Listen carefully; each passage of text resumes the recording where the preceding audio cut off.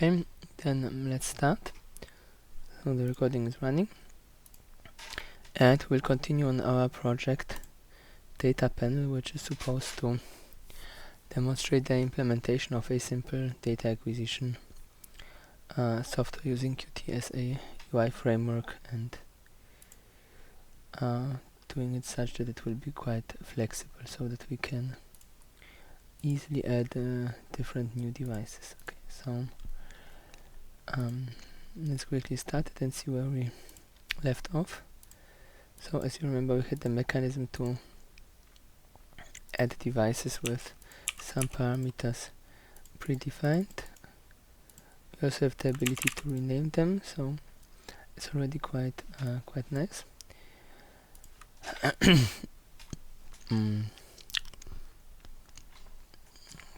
so the next thing we need to do is to implement a method how we can plot some data from these devices, and also we should add some start stop buttons. For now we have only this toolbar here, which actually might be enough. We could add icons, but then we would need to find some icons to add it. So maybe we do this really quick. Qt panel. In the resource file we have this QRC file to which we can add additional resources. So first let's make a folder for icons, and let me just very quick find a few nice icons that we can actually use.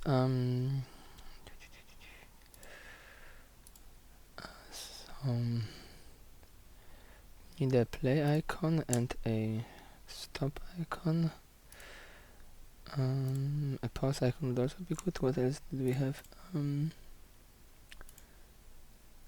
Right, we had a reset icon and something that looks like a reset. This is good enough. So we just need the icons in form of PNG files. I just grabbed the few I had lying around, and then here we can file. Oh, sorry. Yeah, the sound was off, but sound should be recorded, so you can find the first minutes in the recording on YouTube after the lecture.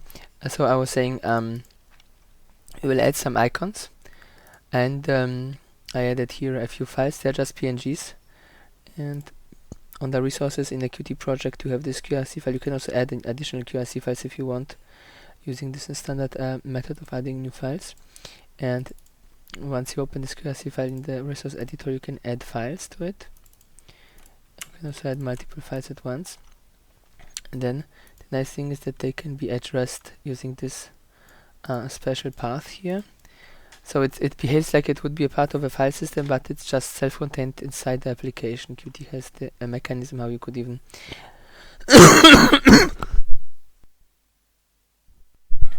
generate your own virtual file systems within your application scope. This is quite nice.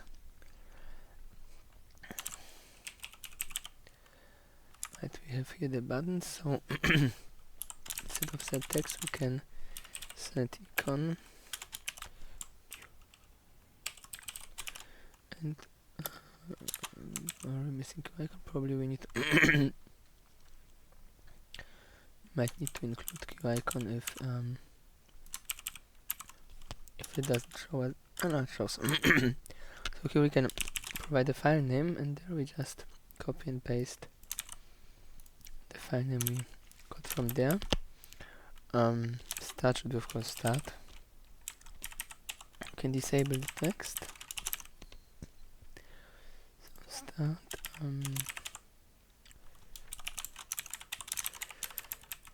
And I forgot one bracket.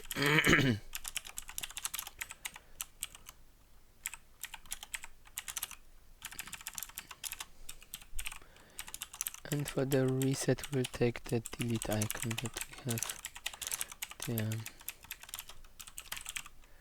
Okay.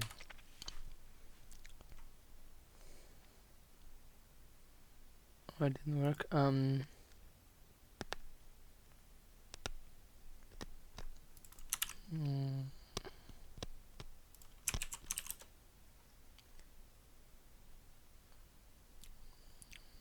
do I have a typo somewhere?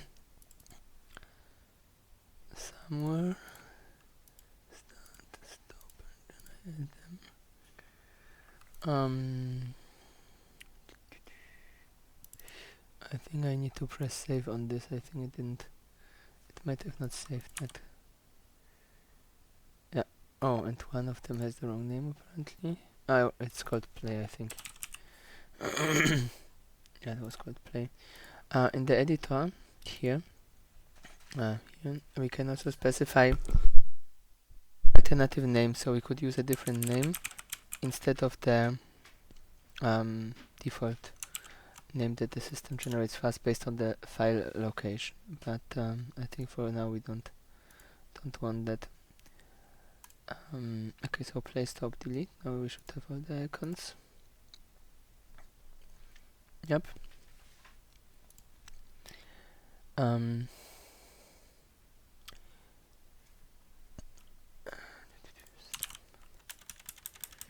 And we will of course need some slots to handle those events. So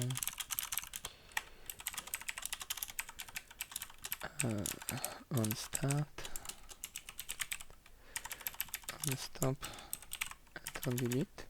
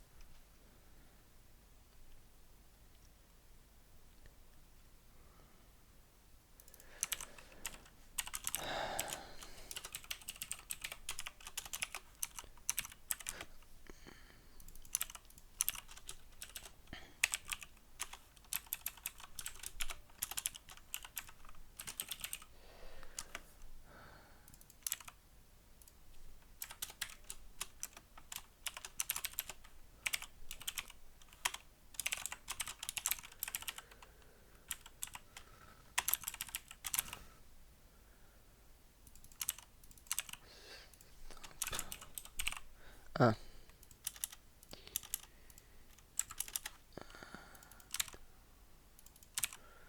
and the reset. Oh, did I call it on reset or on delete? Should be on reset.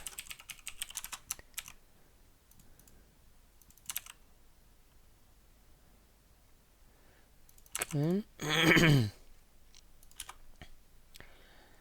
And now we need to devise some mechanism how we can feed the data from our devices to our plot.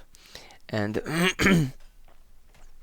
given that we want to make this somewhat efficient, it would be good to have a mechanism such that we either cache the data inside the device object entirely so that we can access all of it, or we can make it also such that we only cache the newest data and then plot them.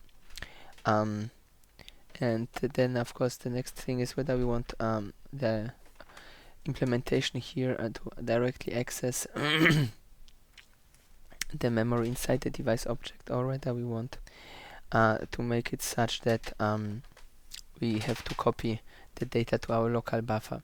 And generally, since we will be updating and from time to time potentially having to reallocate the memory inside the devices as new data arrives, it is more reasonable to implement it such that we will actually have to make a copy, and then we just synchronize the data between our UI frontend and the devices we have there. So for this we can again open our previous project which used this plotting mechanism and copy a few things from there. We didn't copy much the last time.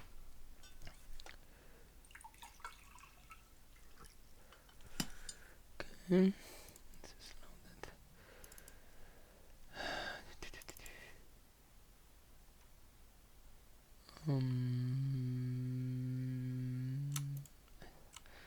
this structure will be quite helpful. What we also can do is when importing data, we can implement a mechanism. Oh, I actually copied that already.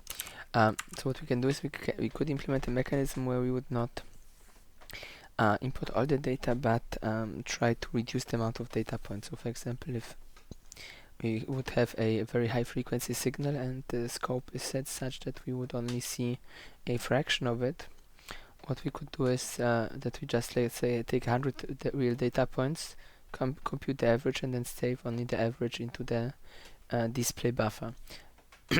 Or we could do another approach where we just take the maximum value. So there are different algorithms how to generate nice looking graphs if you have a much higher data rate than what you can display.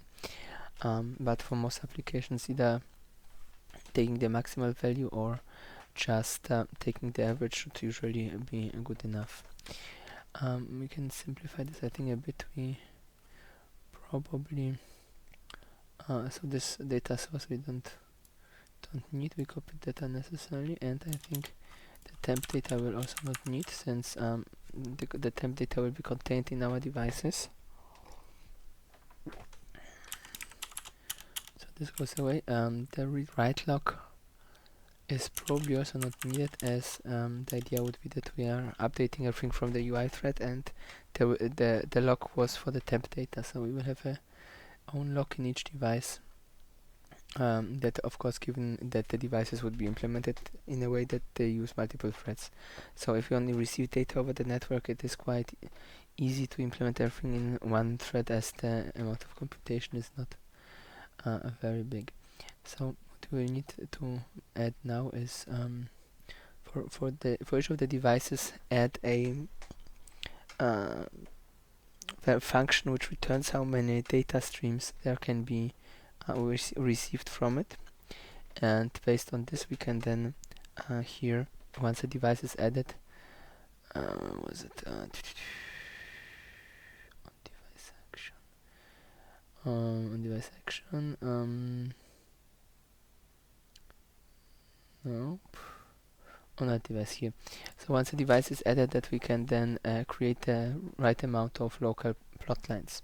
For the name of the device, we will just take the name that, so for the legend, we'll just take the name that we have assigned to it in the tree on the side, and we could also add another entry in addition to that, to rename, change color, such that we can then change the color of the line in the plot. Qt offers a quite nice color picker, which is kept consistent with the Windows color picker style, so it's quite nice. But whether we do this or whether that will be homework, I will decide later. It's not very difficult, and if you have a plot, obviously it's quite important to be able to distinguish the lines. For the initial setup, we will just generate a mechanism which will just pick a random color from a list of colors. So generally, when picking colors for a plot, it is good to have only a predefined list, as you want each of the colors to be distinct with regard to the background of your plot.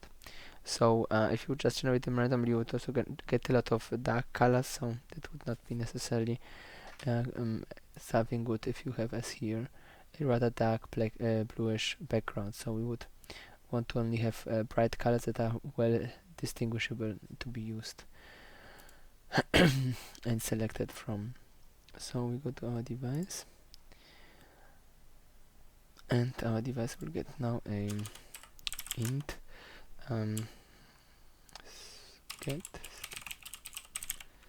get stream count, and let's provide the default implementation of 0. So in principle, we could add a device which doesn't provide any data. In this, in our use case, it would be rather boring, but in the practical implementation, you might want to have some devices which you can control from your software, which may only change things about what your experiment is doing, and not necessarily provide data back which would be plottable. Okay, so we have the stream count. We could of course also have a mechanism to get names for the streams, so that if we have multiple ones, we know what they're doing. So let's do that as well. Q string get stream name, get the index, so let's call it ID, and of course by default we will just return an empty string. Okay, and now let's say we will go with the demo device. Demo device will get 1, and it just returns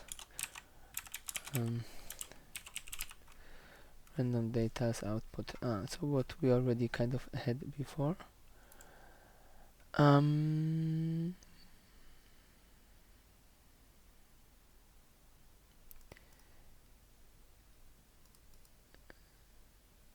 That is complaining. Let's see if that builds it. But we of course need to make it virtual, so we forgot that. If we don't make the functions virtual, then of course we will not be able to override them properly. Okay. And one thing one can do if you want to be sure not to forget to make data function virtual is that you actually specify it should be here to override keyword, because then if you compile it and you forgot to make this virtual, then this will cause the compiler to throw an error, so you notice instantly that something didn't quite run as planned. Okay, then of course other things we will need is something to start and stop the whole thing, so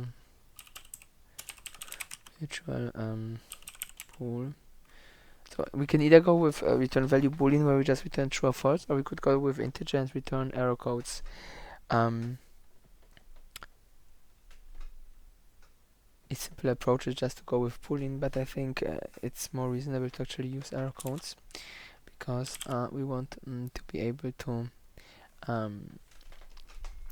write something to the log, and if we use error codes which are consistent, then we can just nicely provide the user with some sort of error message. On the other hand, if we would have a custom error message per device, what we can also implement is a function on the device itself which translates the error code to a string, so we will add this as well. And of course, for the way how we interpret if something was an error or not, there are two approaches. So one approach is that everything but 0 is a failure. That's a very old school approach. Another way this can be done is that you can have positive and negative numbers as return values, where 0 means just success, a negative number means some sort of error, and a positive number can convey additional information if such information exists. An example, for example, when you would be using a function to list directory entries on Windows, you need to provide it with a buffer, and what might happen is that you provide it with a buffer which is not which is large enough to at least store some of the entries, but not large enough to store all the entries. In this case, this function will return success, but it will give you a status code which will have the meaning that there are more entries to be retrieved. So I think we should go here with a similar strategy. So 0 means success, or positive means also success, but if it's not 0, then it might have an additional meaning. Whether we define this as a warning that will be shown to the user or log to the log, we can decide later, but it definitely is useful to have this mechanism. And with regard to the error codes, we should go with an approach that we will have some standard defined error messages that only need to be translated in the main application. And basically, if the main application would see an error code which it does not recognize, and this error came from a device, then it will invoke the right function on the device to try to translate the error code. Of course, if there is some mistake in the code selection, the result might be that none of the function can translate it, in which case we would have a fallback where we just print error number and then the number without saying what it actually means. So this is always a good approach to try to provide intelligible error messages to the user. Just saying error 100 or something is not a good user experience, but always having a fallback that if an error really would happen which has not been translated, then that the user can at least report the number to the developer so that they can look up what was the probable cause. So here we have our start function. Then we go also with stop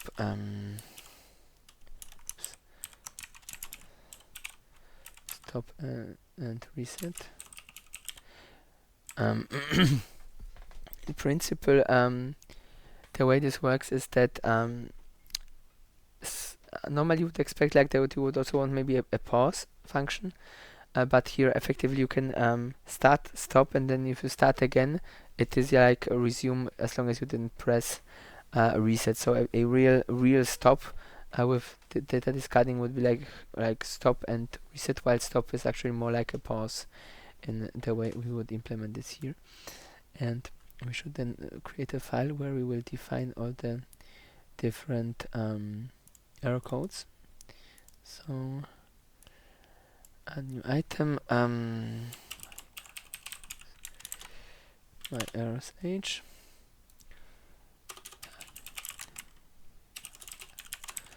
my error,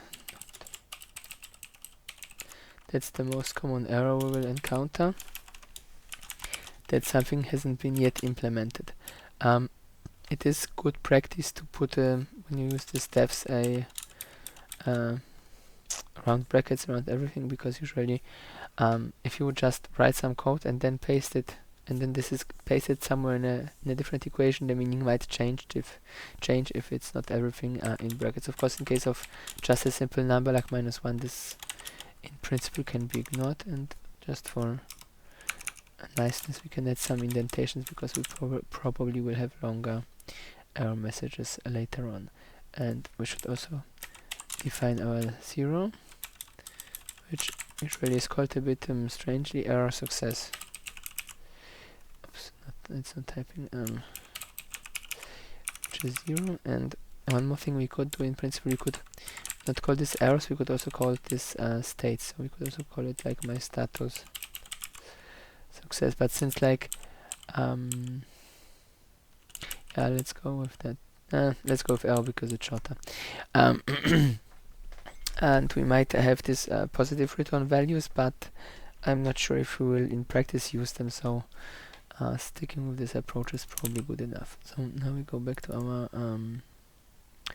device prototype, and here we have two options. Either we just make it fully virtual, or we would make it return that it's not implemented.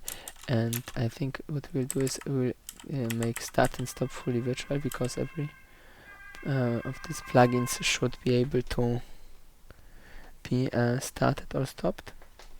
While for reset, we could let it make nothing, assuming that there might be some devices which do not need to be reset, and based on that we can just add here a simple error success.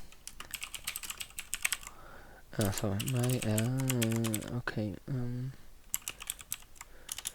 we need to include that first, of course. Hash include, oops,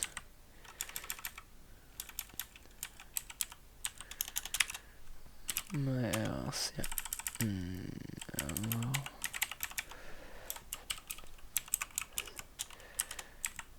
Okay, and for those two, they need to be implemented on all the devices, otherwise it will not build. So on the test device, even though here it will not do anything for now at least.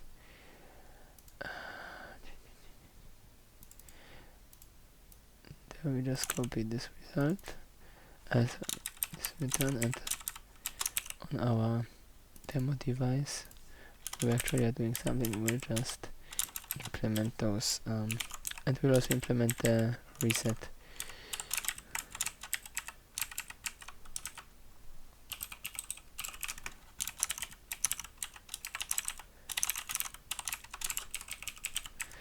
Okay, so Then we will of course need some function bodies which we can put into the CPP file. Since this will probably do something.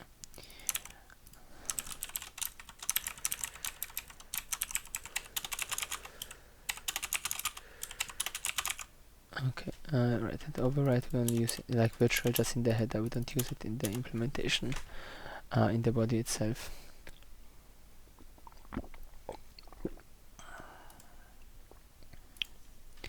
Okay, so as we said, we will need some means to retrieve the data as well. So now we only have name, so go back to our device and add additional things. So as you remember, the data before which we retrieved before were just arrays of doubles. And while this is the format which is most convenient for the QVT plot, usually when working with devices, depending on the data rate that you expect your data to come in, other formats might be more convenient. For example, you could have tuples of always like timestamp and value, timestamp and value, timestamp and value, and so on. Then of course, if you have more and more channels, then that would then be triples, quadruples, etc. So either keeping with the approach, with the original approach of having like a separate value for the time axis, would be a good strategy, or we could also really try to implement such a format where we have groups of data that are added. There really is not a downside to just having a separate time axis, so I think for simplicity we will stick with the format that QVT is using. But instead of returning raw data, so with regard to returning the information themselves, we have again two things we could do. We could either return a raw pointer from our own C device. The downside to this is that we would also need to add a locking mechanism such that this data will not be altered. Or the other approach would be that we use some sort of vector which will hold the data for us and implement internally some sort of thread synchronization. And the nice thing about Qt is that wherever possible they are using a copy on write mechanism. So we could, for example, here return a Q vector which would contain double, and this thing gives us a consecutive memory range, so we can easily feed that into functions which just expect normal C arrays, and at the same time the copyright mechanism ensures that unless there comes in an update just while we are still doing something with this vector, that unless this happens, we do not need to duplicate all the data yet again. So normally if you would use STL containers like a STL vector, if you return an STL vector, it will make a deep copy of a said vector. So it will not be efficient in that sense that it will be just like copying a vector means you need to allocate memory. That takes time, especially if it's a big vector, so we are usually trying to avoid that. And the Q vector, this is abstracted away, so it's really convenient. So we call this get time axis, or we call it well, we could also call it x-axis, but since I think for what it's worth, in our examples we will always just plot things as a function of time.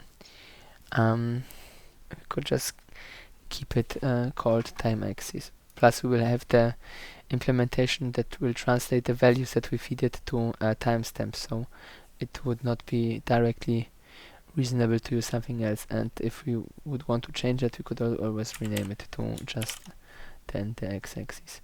Time axis, that's good enough. And we'll just return an empty dataset by default, so that we don't need to implement everything all the time on the other dummy device. If you would keep this virtual as we done here, we'd always need to have some dummy on both of these devices, which we don't want for now. And this should not be axis, but get time samples. And the other one will be get data samples. And it will take an integer ID, which will specify which data stream we are interested in. Oops. Okay, so let's go back to the device here. Okay, and for starters, let's say the thing will only have one, as we already did here, one stream. Should maybe call this a channel, not a stream. That is, I think, better. The concept, the naming of stream is more like this way you would call things in software, but physical devices usually call each of the inputs just a channel. So get data samples. Okay, and this is so now we need the data themselves. M underscore. Well, there is one more thing we can consider, how to implement this internally, which that with regard to the IDs. So normally when in programming, always start numbering things with channel 0 and so on. But usually when you well, depending on the hardware you buy, usually hardwares will have channels either named by letters, or they will be sometimes numbered starting at 1. So there is some consistency missing with regard to how channels usually are labeled. So we could have here the liberty to say that the first channel is channel 1 and channel 0 is the timing information. So let's just go like this. We will go to device and we'll just define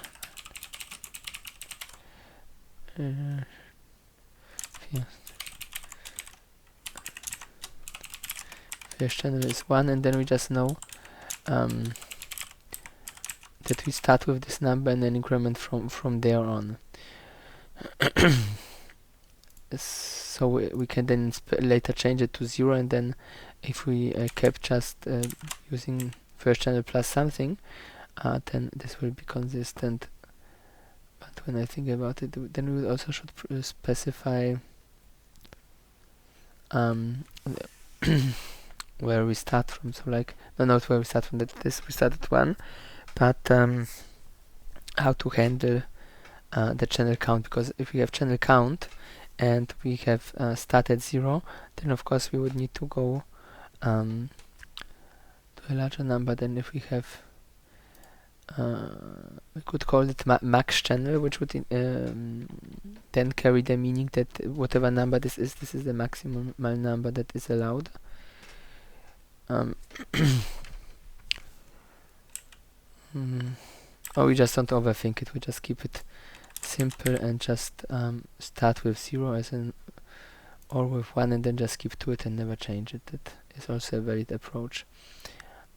So just to have this decided, let's say we will really start like with 0 and that's it.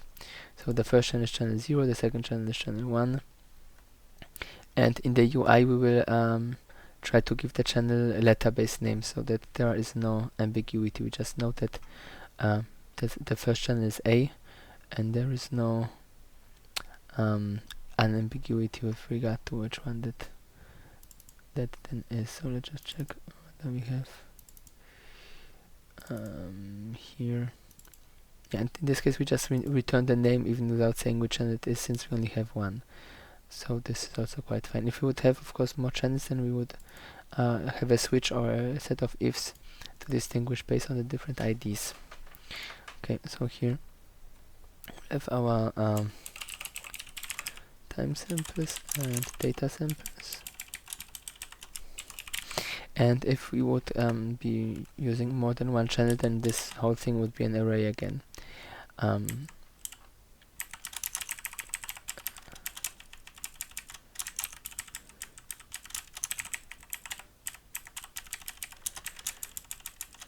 Okay, and let's add some mechanism here to fill the data. So we will create a queue thread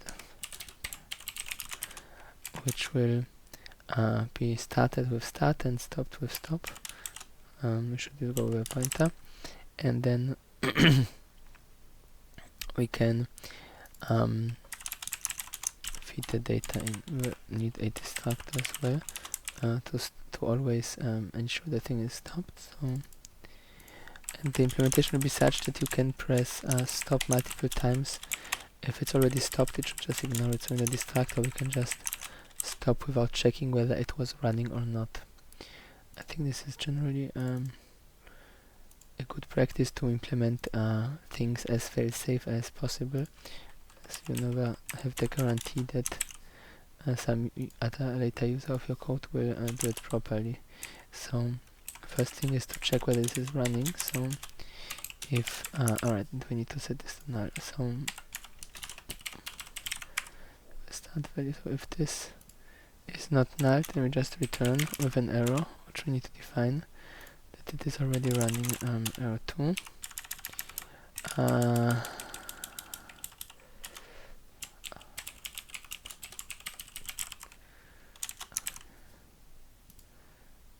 So if there is already a thread object, return with already running, else recreate it and restart it. And of course in stop we will need to find a way to stop it. Since we are not probably are going to use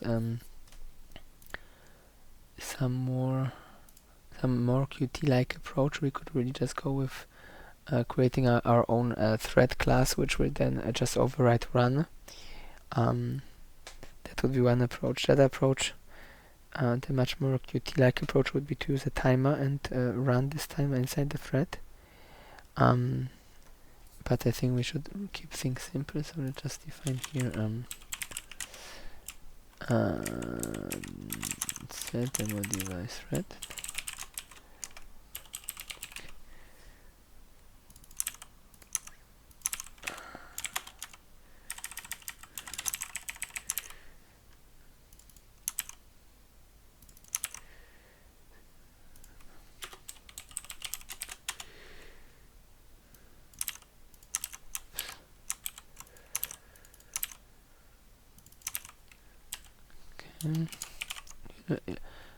For simplicity, put the whole implementation here.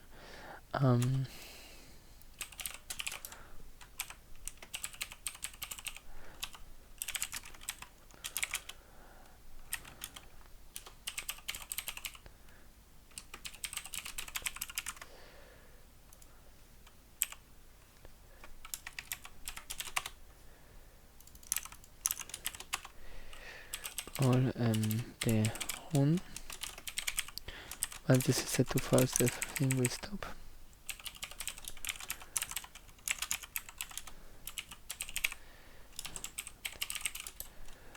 Qthread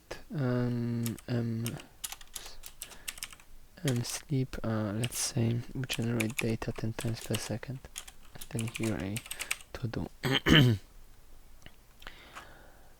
Okay, so this starts already out as true, so this is good. So here we'll need to start, and of course we now need to create this, and we can say that we are the parent object. So we start it, and if we want to stop it, we just run false, and then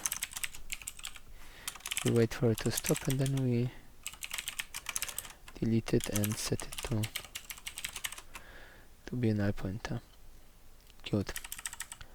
And reset will not do anything for now. Let's just add a not implemented error.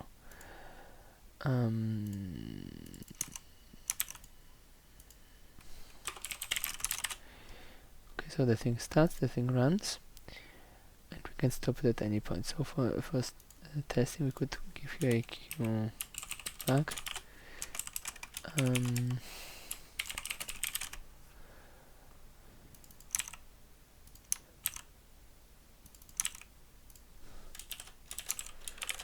Okay, and first let's see what that builds, and then let's implement the starting and stopping of all the devices.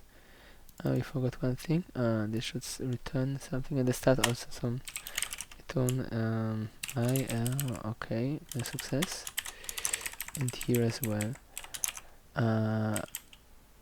We should also define behavior for when it was already stopped. So if it's not true, but then we just say it's success because it's already stopped, so we got what we wanted. Another approach, if you want to be more strict, is to also generate in such scenarios where the user kind of gets what they want, but at the same time not the event has been done that the user expected, that then there still would be some sort of warning, or actually that would be an opportunity to define a positive error value. IL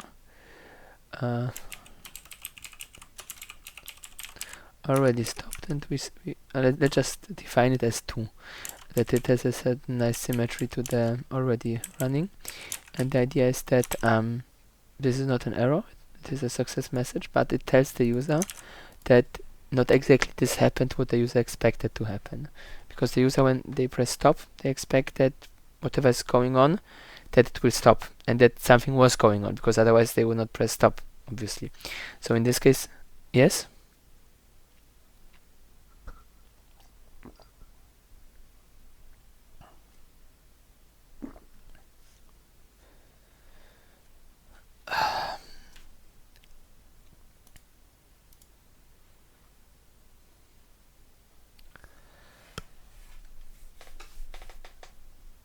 First of all, you can use negative values in an enum as well. This is absolutely not a problem. This is the old school way of doing it, basically. There is not really a real advantage. In the end, the compiler will do the exact same thing, whether you have been using an enum or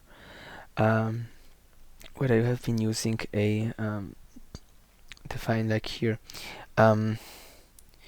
Using enums would be more modern, and the advantage would be that you can do two things with an enum. So with a normal enum, you can at least use it as a type, so that you have some indication of what values are available.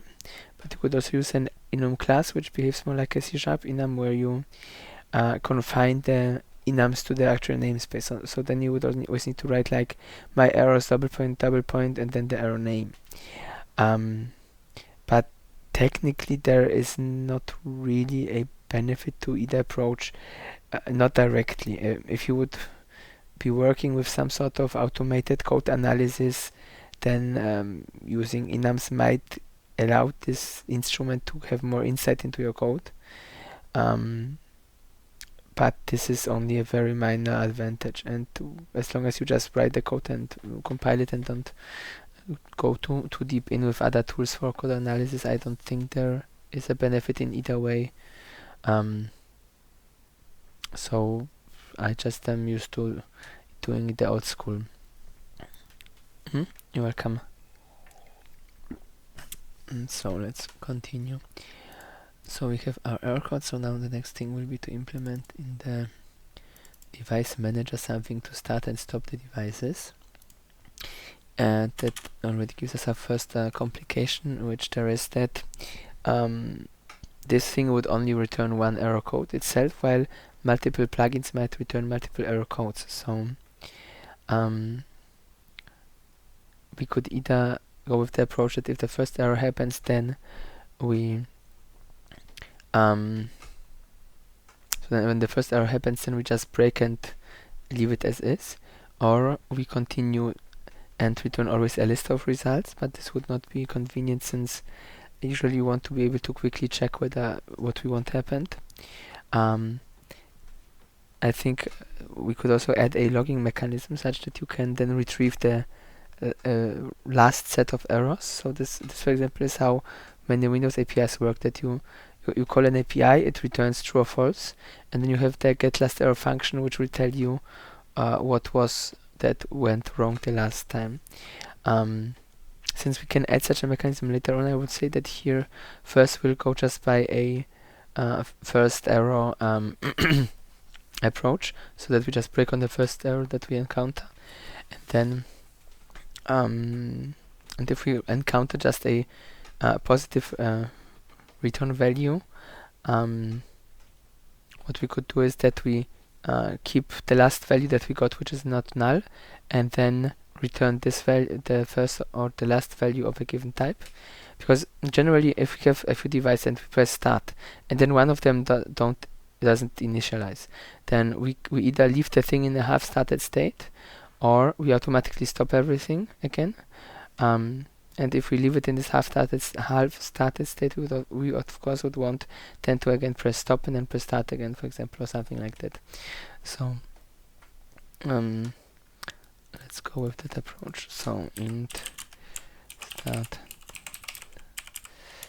devices and stop. We'll make all three of them start, stop, and reset. Of course, what we would want to know when something happens is which device failed. So the thing about implementing such a get last error approach is a bit annoying, because in this case we would either need to do it globally, or we would need to implement it on every object that might return more than one error, and currently it's not clear whether our device manager will be the only one that can return multiple errors like this. What you could also do is, of course, you could implement an own error type that would be able to contain multiple or just a single error event, which would of course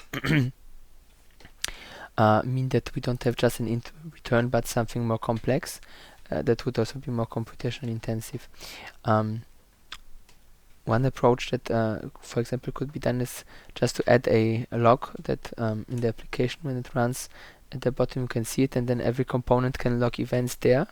So when something goes wrong, then we just see a log entry which says device this failed during initialization something, and then the object in the hierarchy once higher will then return its own error code instead, which I think is a acceptable compromise. So we need to add this probably as a to-do with the logging to do it for later on. But for now, let's just go with the basic implementation. Oops. So we have our start.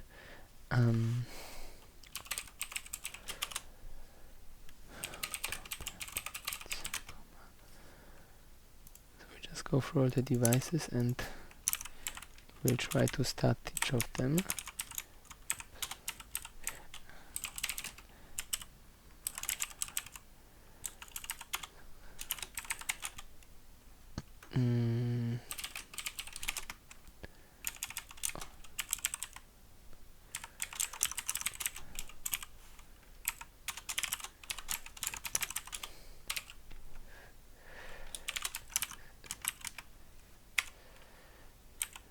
Now what we can do is we can put the helper define.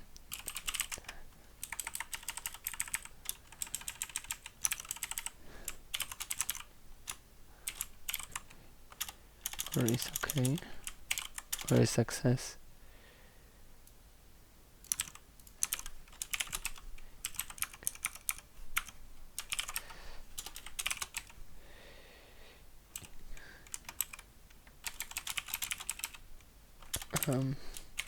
Greater equals 0, so success must be greater equals 0.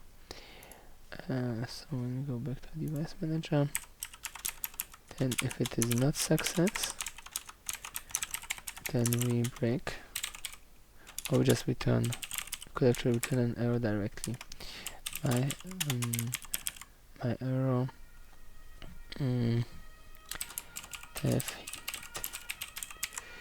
device initialization failed, and then here we add a to-do log error code and its a name. And for this one we need to define it again. It will be -3.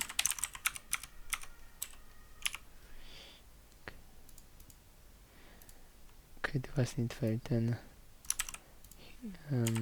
we've stopped, then we've got stop.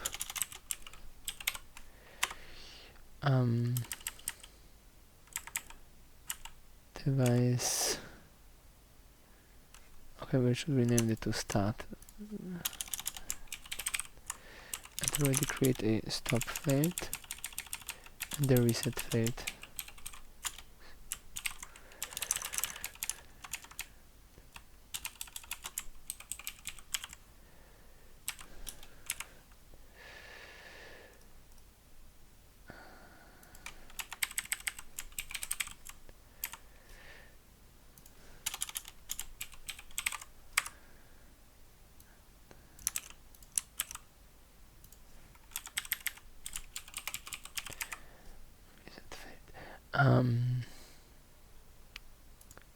This would of course be a bit of a problem with regard to oh no, we don't return an error. Like returning this not implemented, it might not necessarily be a good idea in every case like here, because then it will of course break it. So we can use it, but before then going to production use we would need to remove all the return unimplemented. So but let's leave it for now so that we don't forget to fix that. And here of course this must be reset. Not okay. Yes, that is good enough. So then just need to do it. That was this thing.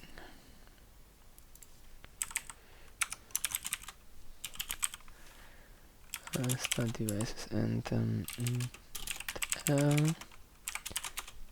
if technique is it success? Success error.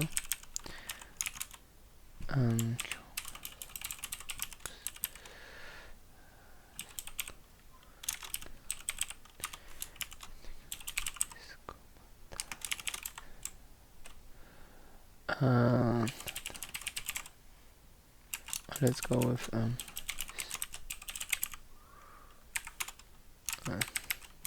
just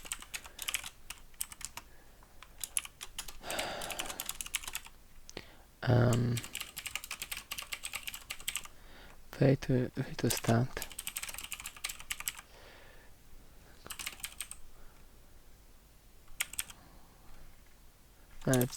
We don't need the error code, we only have one error value that we are using.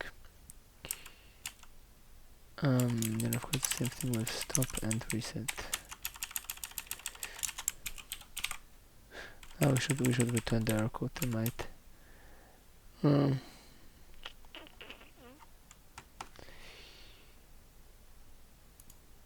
since we are botting, it's probably more reasonable to just return the error code directly. And with regard to stop, I should change this slightly.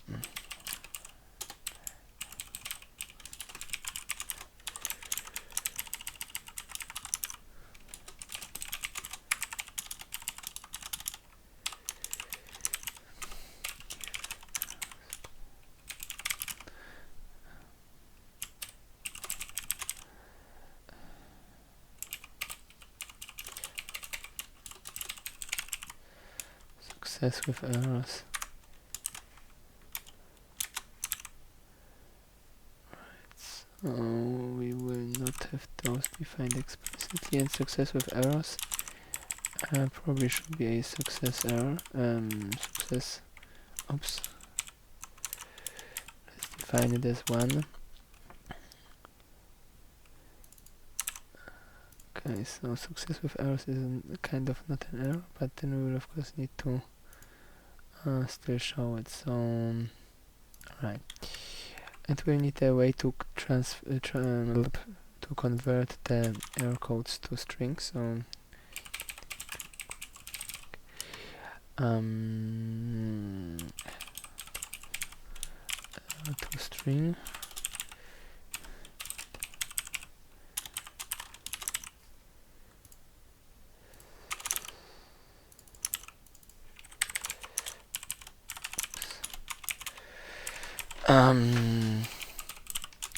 Switch error, and we will just add all the errors we have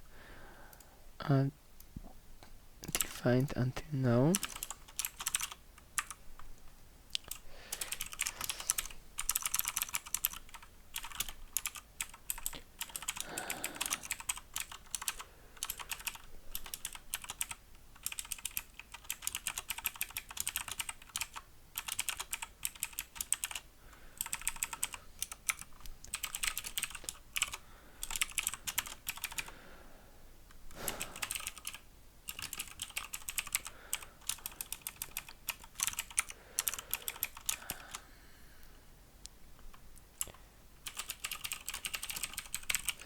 That's a better name. Let's call it finished with errors. Because success with errors sounds strange.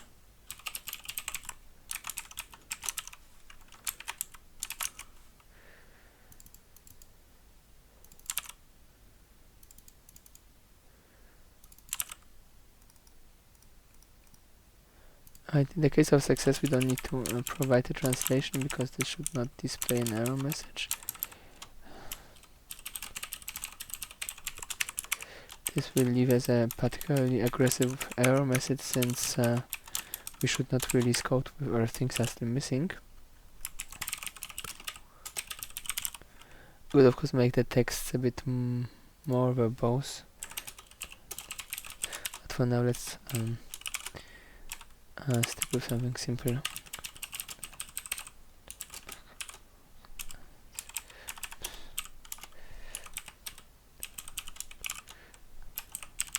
And the default case where we just show the number because we didn't know what to do. Okay, so right, so start, fail to start devices, doppelpunkt, or comma, error, doppelpunkt, space, %1,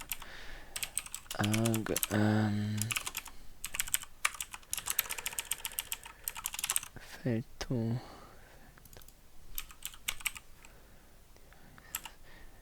and else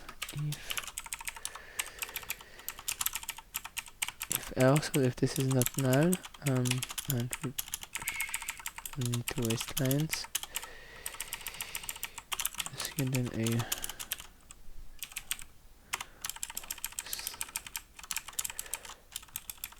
stop devices with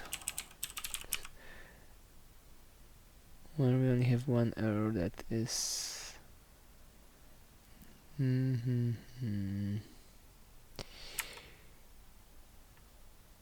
yeah. Oops.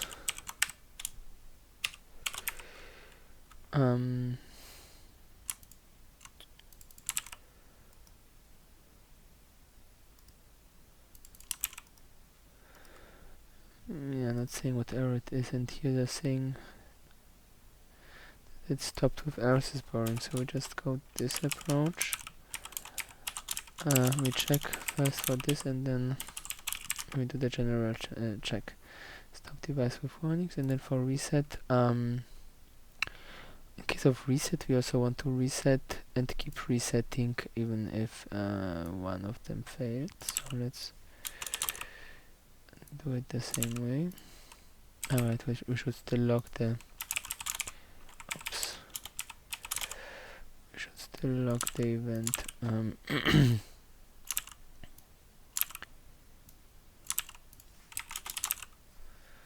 Okay.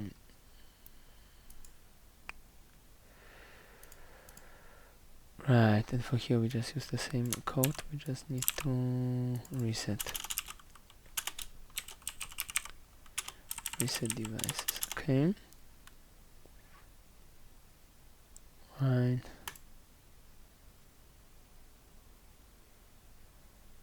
So when we start, it should start writing, but it doesn't. Okay. Ah, right, we didn't add any devices. That makes sense. we should add an interlock that we cannot add devices once the thing is started. Now it's writing, and then when we stop, it stops, and when we press it again, right, because it actually terminates with a also success message, so that's why the other code is not triggered, so we don't get a message that it was already stopped. Well, that is good enough. Stop device with one. Oh wait, that is not right. The string is so here we get this not implemented error, but since we only return this, we don't know why it failed. Reset. There should be reset devices with warnings.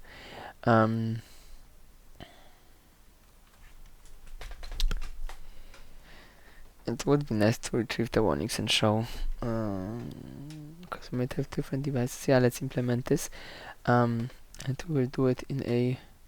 I don't want to implement it like globally, but we can create a helper object, an own class, so to say. Actually, could just create it here, I guess, so not to create too many files. We'll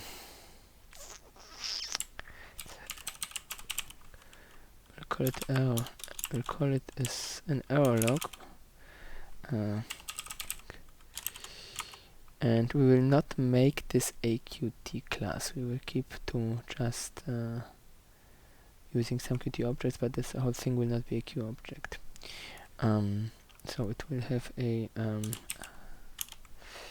void add error or log error and error. And what we would want is to provide the element that caused the error. So const string reference name, and this is allowed to be empty. Then we want, of course, clear errors, just to clear everything. Basically, when we start an operation like stop devices or reset devices or something like that, then we would first clear the log, then we add potentially some entries, and then we can retrieve them. So the next thing would be, of course, to get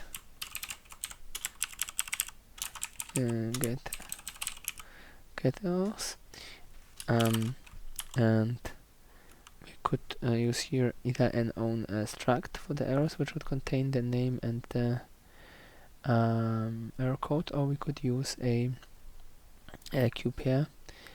But I think we should go with an own struct. This sounds like more interesting. So clog, error log as entry.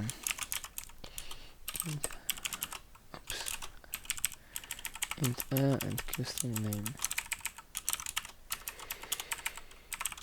And then we just return a q list of those things.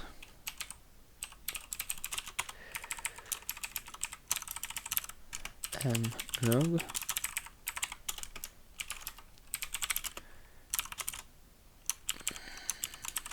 This can be const.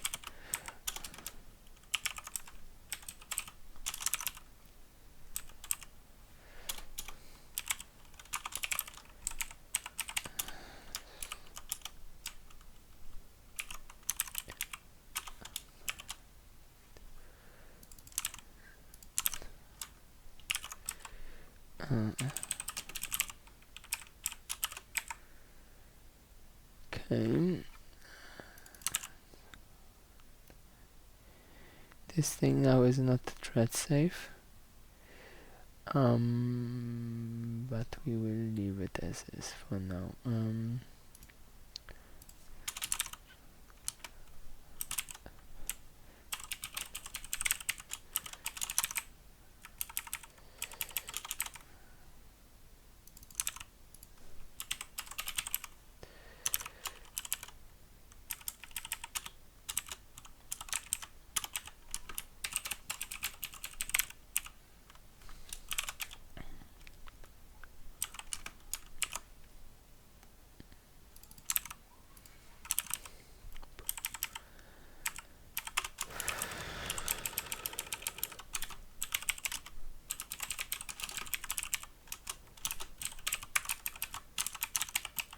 we'll add a mechanism to auto clear if on retrieval, so because usually we only want to get them once anyways, and we can leave it as a two-liner. Okay, so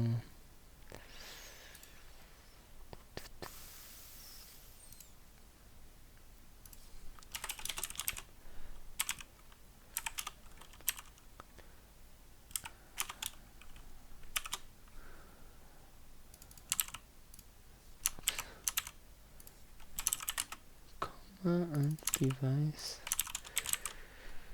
and get name.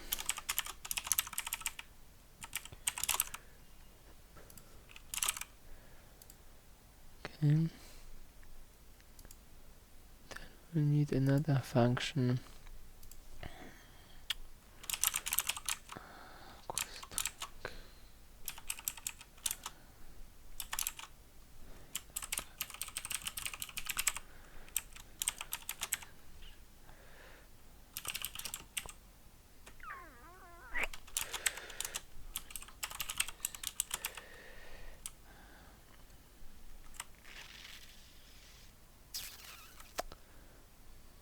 Need to include that here.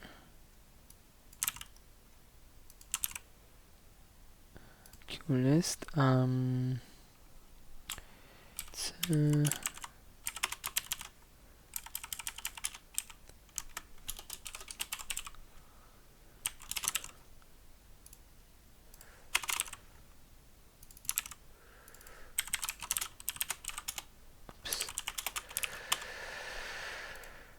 right, so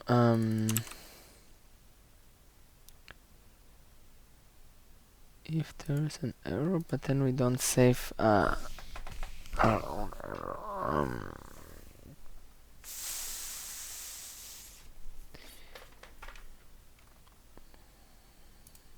We'll add the error code to this thing.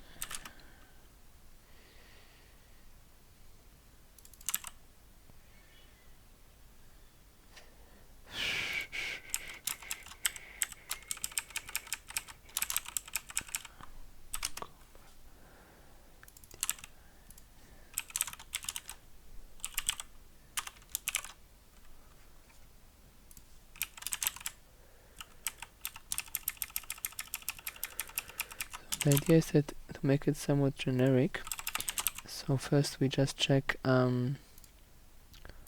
this is empty. Then we return just a simpler message.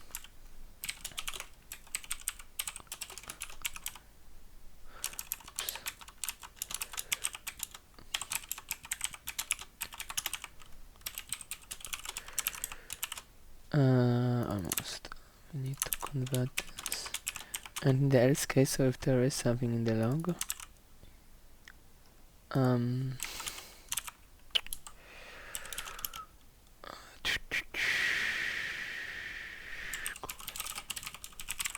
can make a multi-line message.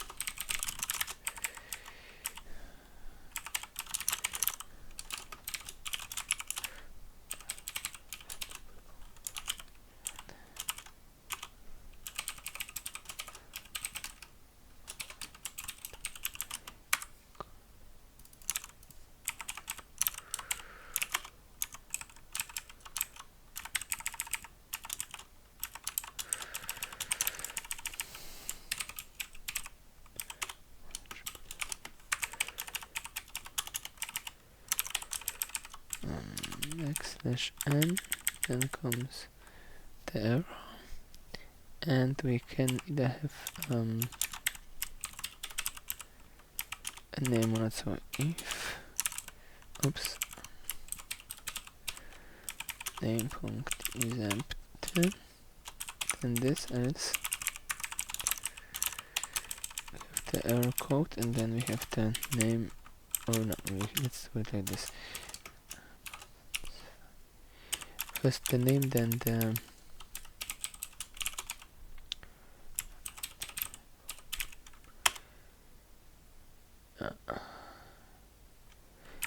could add here also a tab that might make it look better.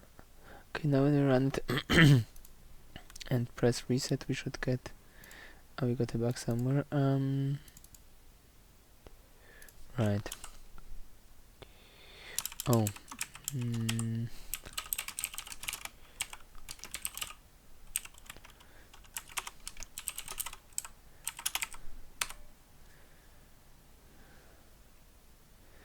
So a device. We will also definitely need to add something to save and restore devices.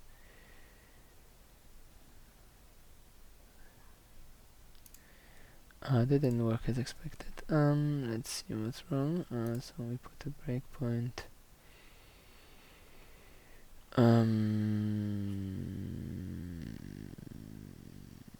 Where did we log this? We should have logged it, so let's first try this breakpoints. Right, so we're adding an error, and then we are returning that there was an error. Okay. Because it was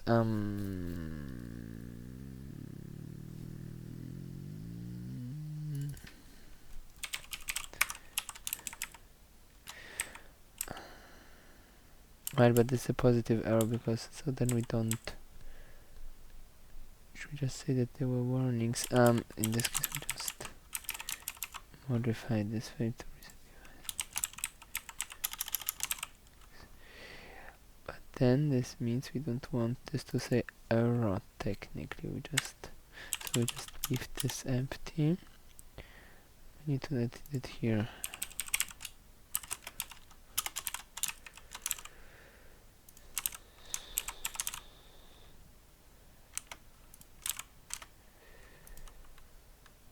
And then of course the same thing here.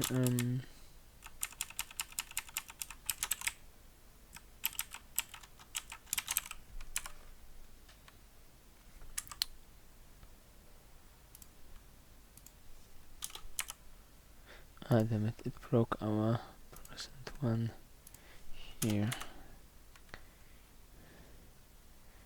Okay, add device, demo device. Reset, yeah, so reset device with warnings. With warnings doppelpunkt, it should be. Then in the next line, demo device. What's the point? Yeah, demo device not implemented.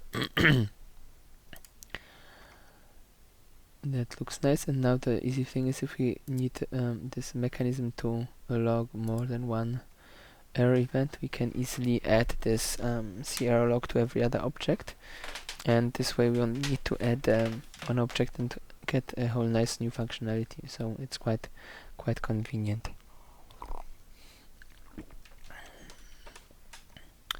Okay, so the thing we already tested that start stopping the thing works. So let's make it do something. Right, so we have the data here, For the data we will need some log. Q read write log, log,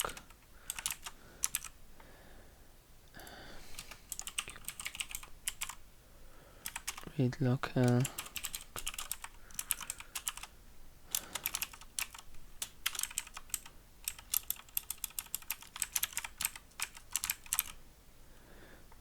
make this self-end.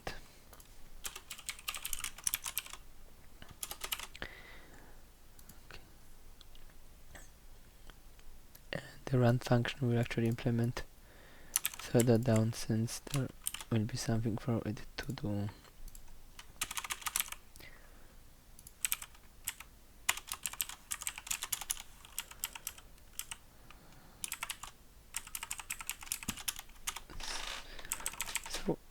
What we need is we will need to a pointer on our parent class. On every Qt object you have this parent function which actually returns you whatever you passed to it. What was it? Like here during creation, this parent parameter. So we can retrieve it, cast it on the right type, and then we can access device mlock qtlog carlock.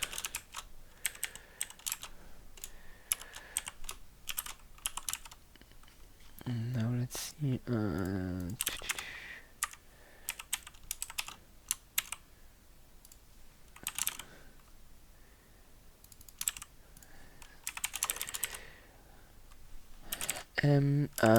What was it? Time samples. Append. And the other one was not time samples, but data samples, I think. Okay, good. So this will now feed the new data here. Okay. So now we need to make the UI part be able to actually do something with those data. Oh, and we should also implement the reset function.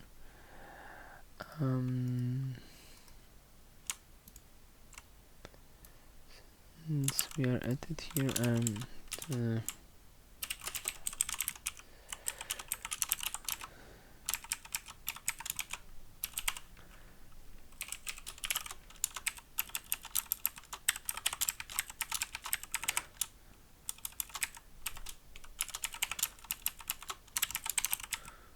okay, so the reset is also doing something here. Let's add some commented separation to indicate that it is actually what's happening in the thread. Good. Okay. Panel data.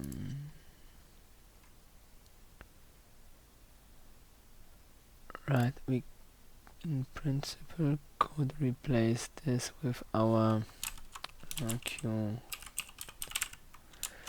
That should do the job just as well. And of course, each time we now add a device, we will need, of course, to create those elements. So we are here on add device, update devices. That updates the device tree. Let's make another function, update channels. And for simplicity, update devices will just trigger update channels. But we can maybe put it.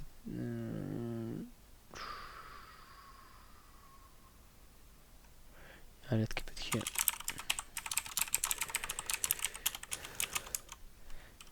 Pep. So first thing we will want to do is to clear the old data. So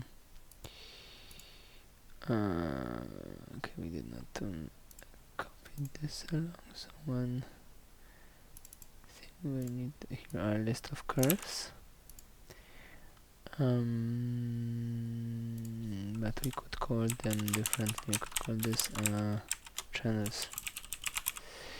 And we need to identify them in some more reliable way. In principle, this would be like a double map, so a map of maps,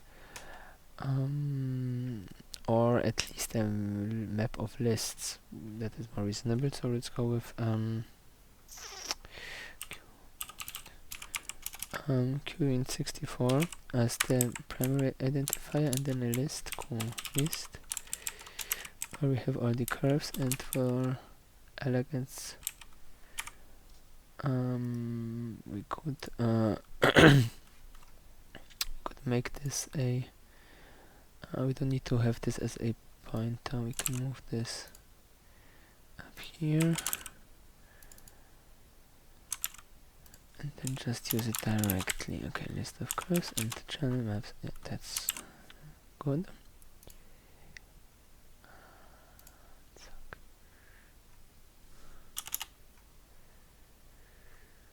Right here, so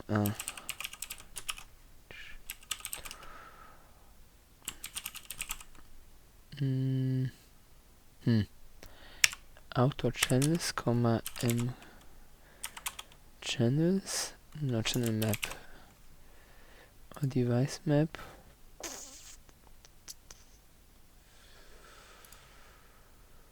Let's stick with channels.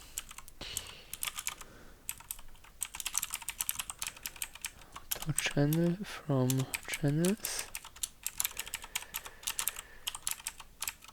and channel punct curve. If I remember correctly, I think we can delete them and they should then detach automatically. If I'm wrong, then it will crash. We will see. Otherwise, it might be that we need to actually use some detach function first on the curve, and the rest of the things we don't need to delete because they all are like hold in this S curve. So this thing will clean up itself. This thing will also clean up itself, and when the list gets disposed, it will get rid of the S object. So we just clear, and then we have to go through all the devices, which I already have here. And for every device,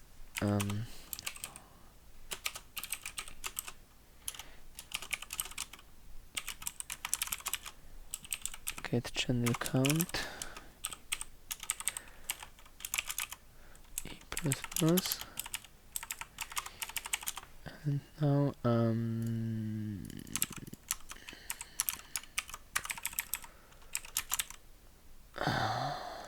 what does this give us? Give us some. First we get the raw point and then we convert it to a uint64, queuint64. So this way we have an ID that is defined, so as long as the device object exists, the ID cannot change it. Since we are using its memory address, it's guaranteed that no other device can have the same address at the same time, so this is quite a reliable way of generating IDs. And then we just append AS curve, and we can specify it some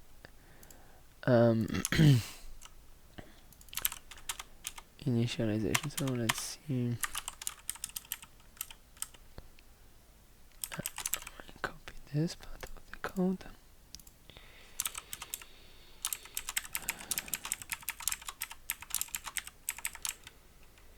And S curve, this will be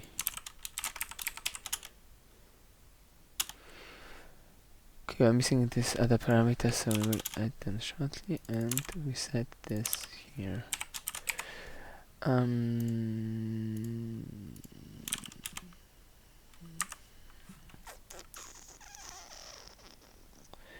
Color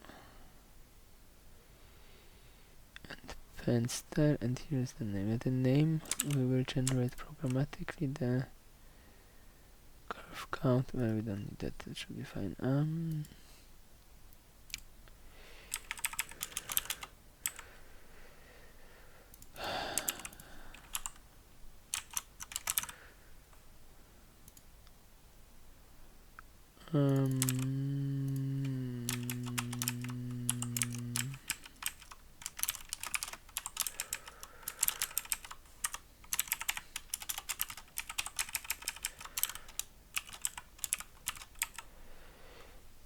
Title will be %1 device get name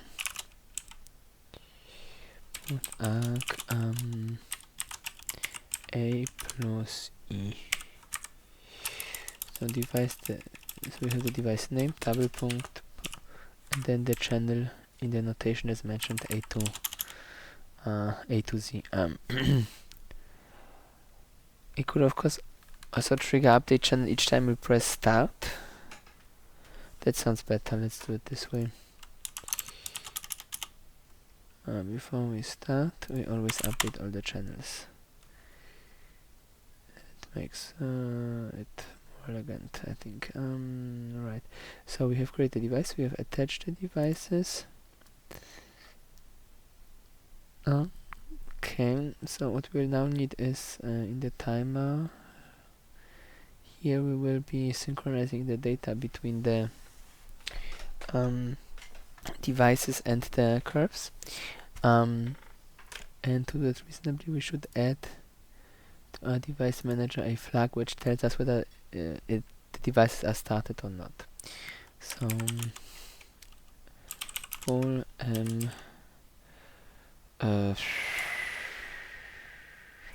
actually here let's look here, let's use an enum. So right here state stopped one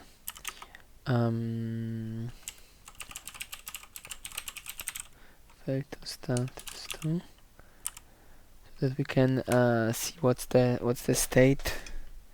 Failed to stop. Yeah, that can happen.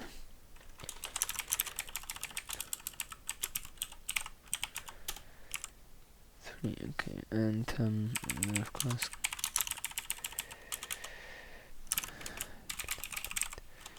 get state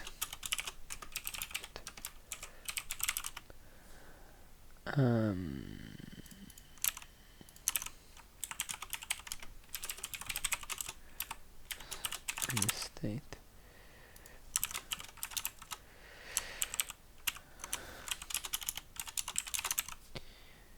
right, the start value just stopped obviously.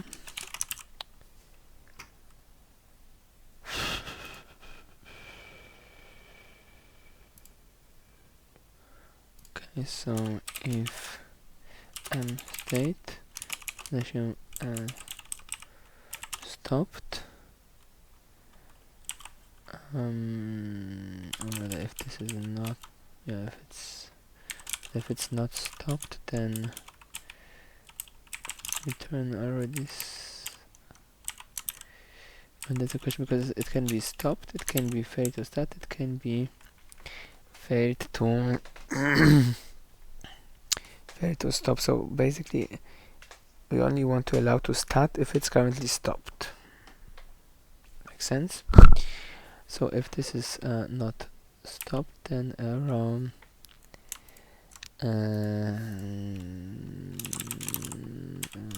how do we call it? Error not stopped.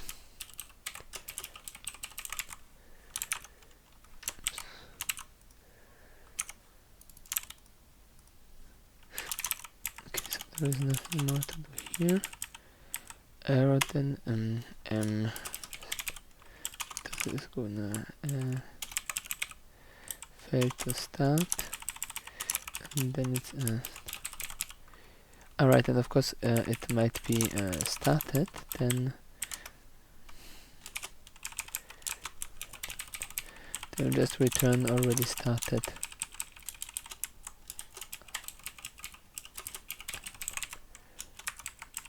Do we have that?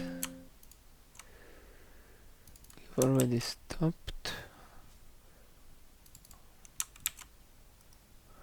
Already running, yeah. Good.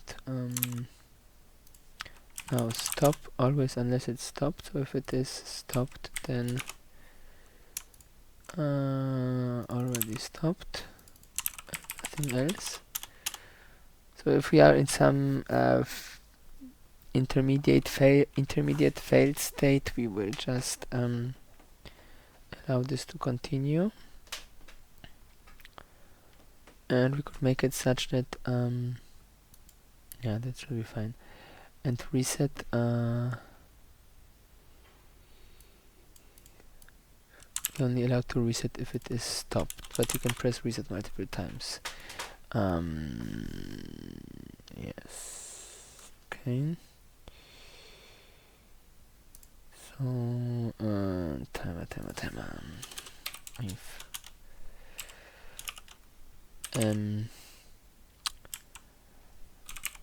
mp devices, oops,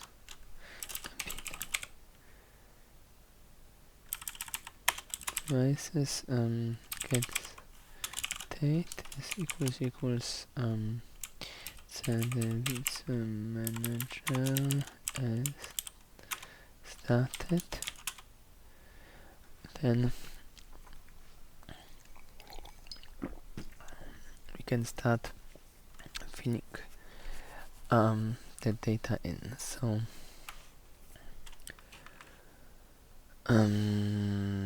let's make a loop for all the devices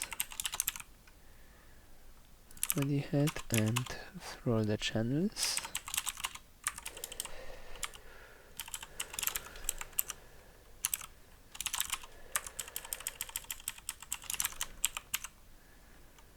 Okay, one more change here, and this will be a vector,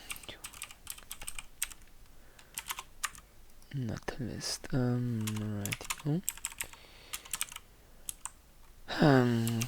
Vector of S curve.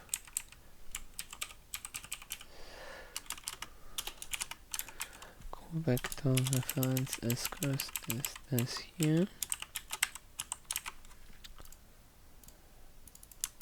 And the curves at E punct x data so that's very nice. So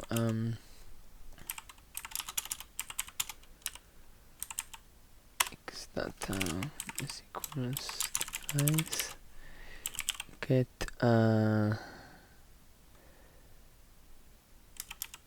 data samples. Oh, that should be capitalized. It's a typo. Data samples.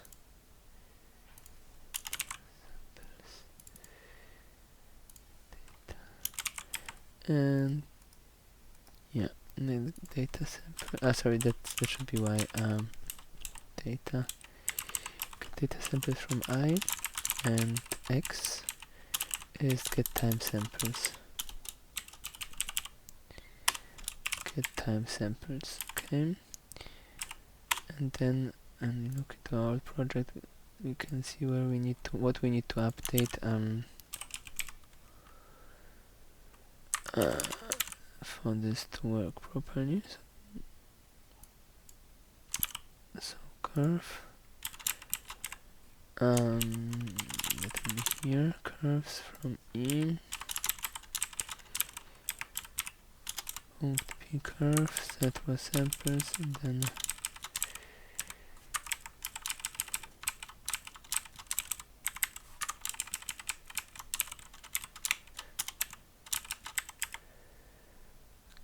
size should always be the same, and when we press reset, yeah, we will test how the reset behavior works. That should, right, we are missing a replot.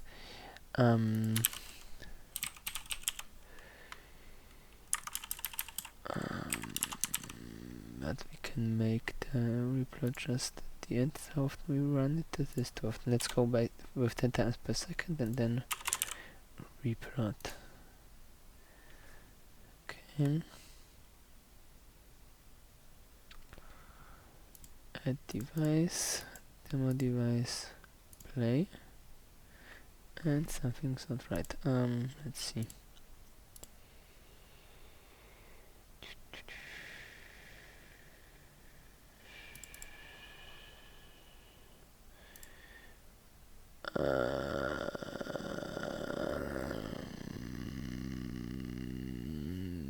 Device is not valid. That is not good.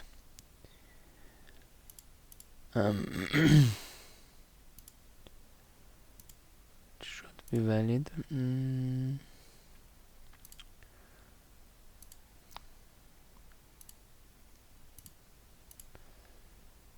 I forgot to set it as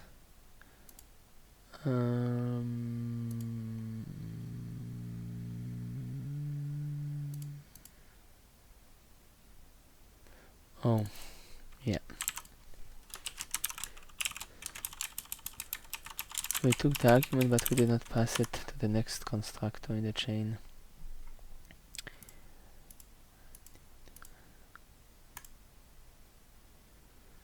Well, at least it's not crashing, but it's also not doing much. It added it here properly with some random color. Let's see why this is not running. So it feels like the timer is not doing what it should. No, it is.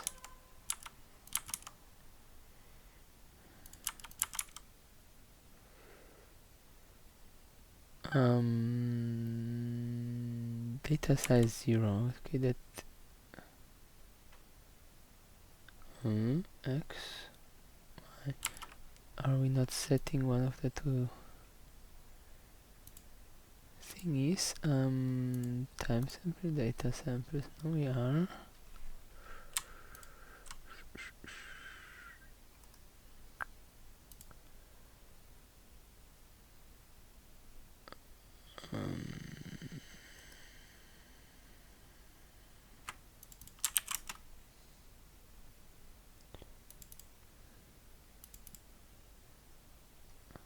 Just gonna save set. Let's say it's overwrite. Maybe there's a typo.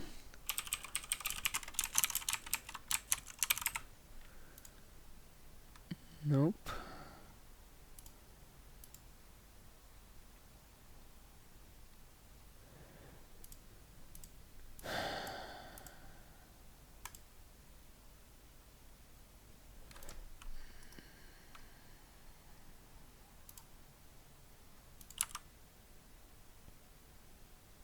Well, this on this side it's fine. Both have the same amount of entries. This side, and now it looks fine. It's no longer 0. Oh, it was a typo. Just a very well hidden one.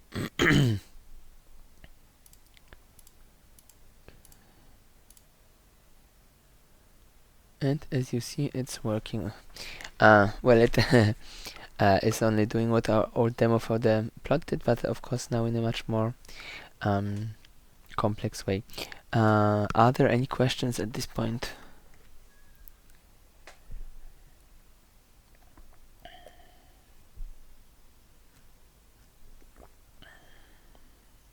No questions? Okay. Then let's see if stop works. Stop worked. And if we play again. Okay, stop didn't stop. We forget something, probably device manager. Start study. Yeah, we didn't do anything with stop. Stop.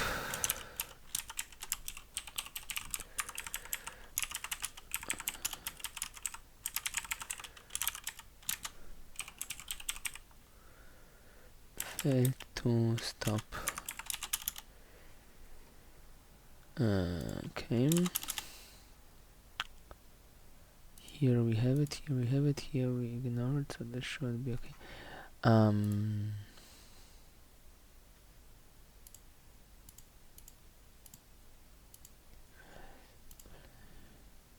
Okay, stop.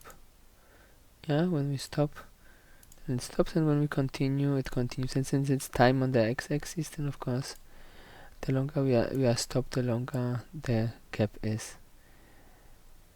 And if we stop and reset, okay, then clear this thing.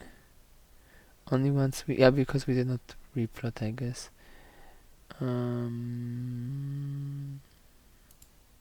Okay, resetting in real time clears it. Actually, interesting. We should get the error message, but we got -3 on reset.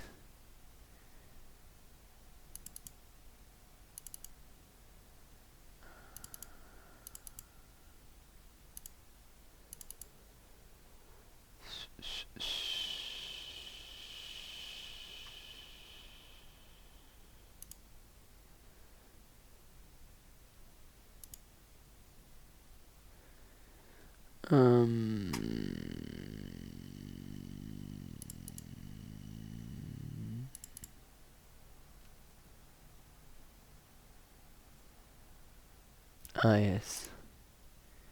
Forgot. That probably was a warning which we ignored.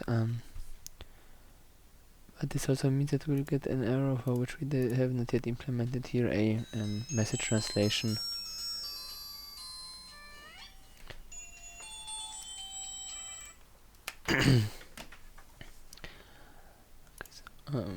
Yeah.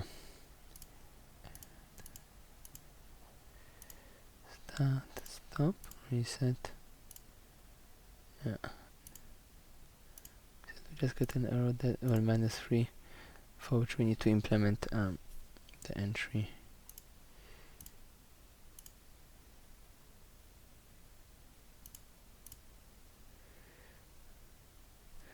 Okay. So we could of course add this to reset so that then the data goes away instantly. Clear channels or reset? Clear, reset. Let's stick with the reset name.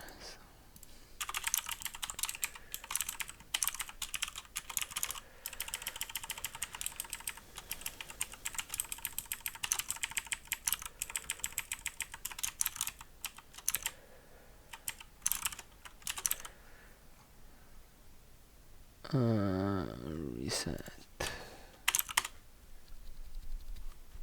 Okay.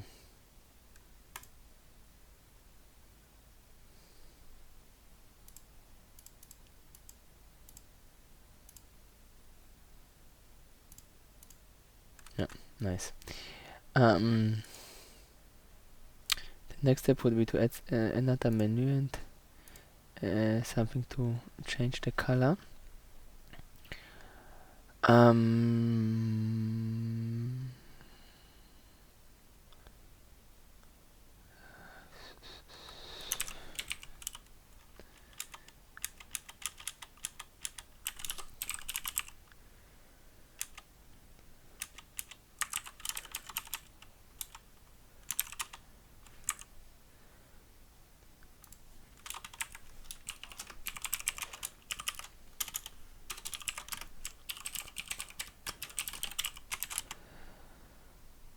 Uh, 07/11/2024.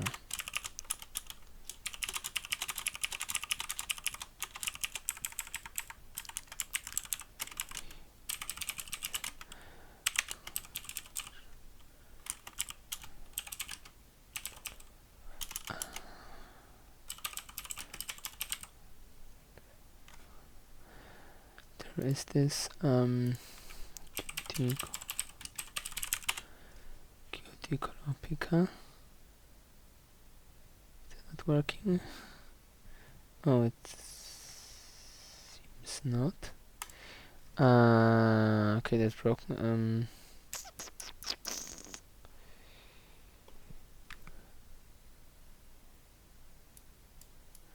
Do you see the thing I move on the screen, or is it just a black rectangle?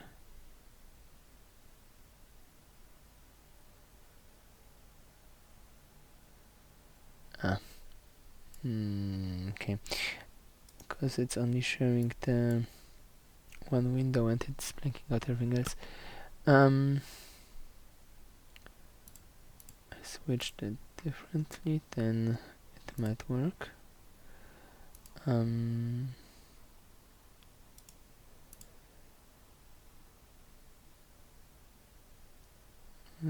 not gonna.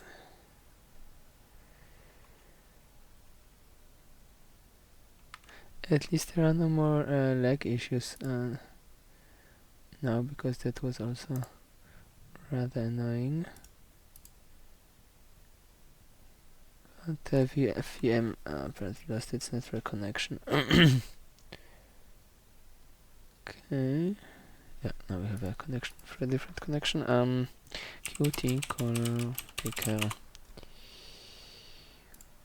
Okay, then it's called the color dialog. And as you see, at least on Windows, it looks like the very normal Windows color dialog that you know from MS Paint. So change the curve color command. Use the Qt color picker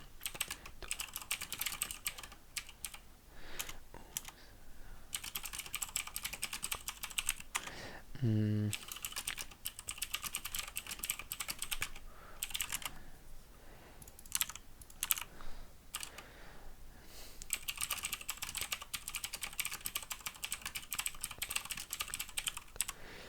Hmm.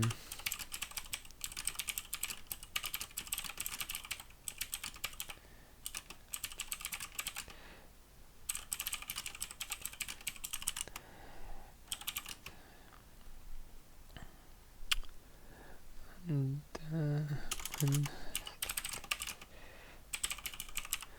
okay. So in principle, um,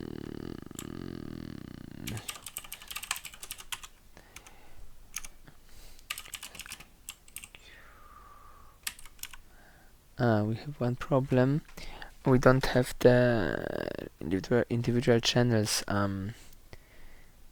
shown. We only have the devices shown. We will change that in a minute. Use a QMap. Um,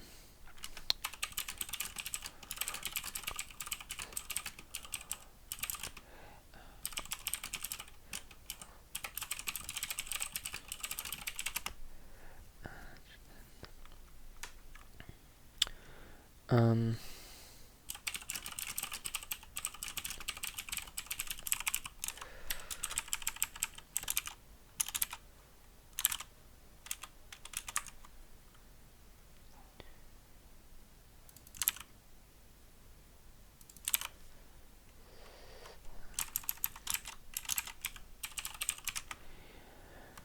okay, so if you want this to work correctly, and um,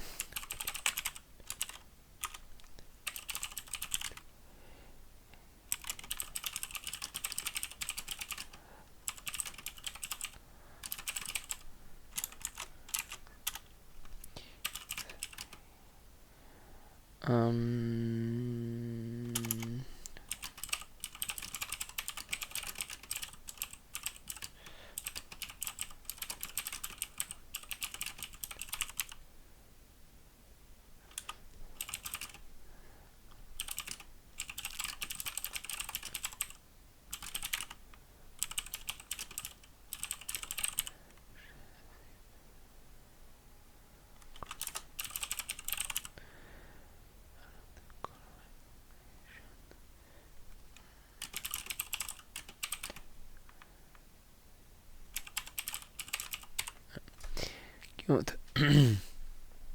So what we need to fix is that we are missing the channels.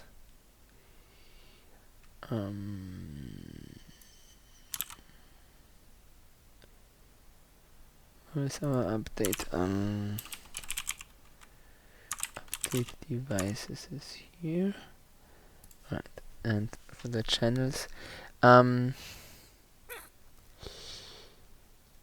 for simplicity, we will assume that you cannot that the count of the channels cannot change once a device has been instantiated. I think this is reasonable enough. So item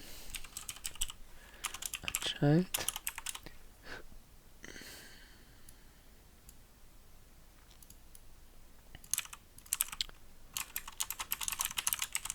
Per sub item set text column null. Text is translate %1.arg a plus e,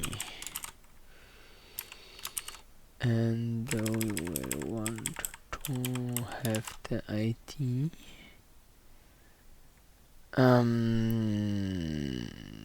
That's annoying. We only have one column.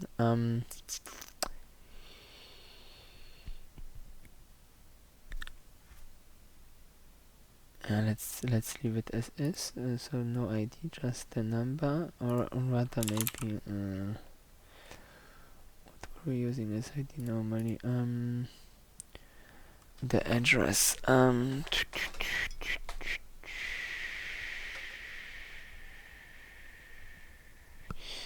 let's leave it as is. Let's just run it. Okay, so add. Oh, that didn't work as expected.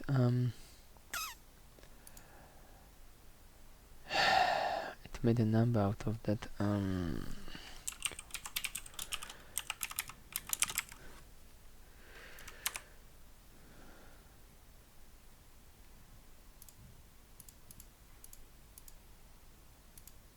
Yeah.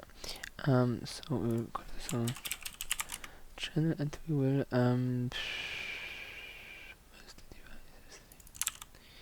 Once we are done, expand all. Right. This bug will be here as well.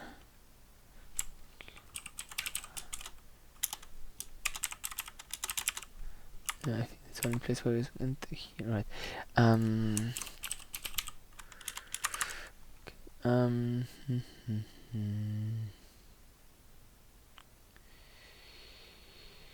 so we have here this context menu in Quest. That let's see what else we have. And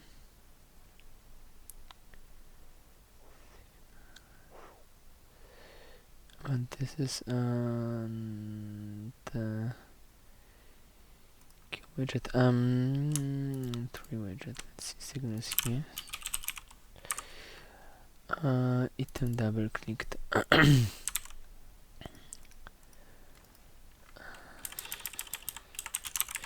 I'll implement a short demo how to get the important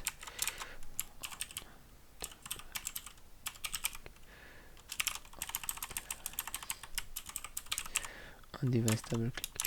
I will implement a short demo how to get to the right parameters, because the demo that you have now only covers the right, and these are not slots. Oops.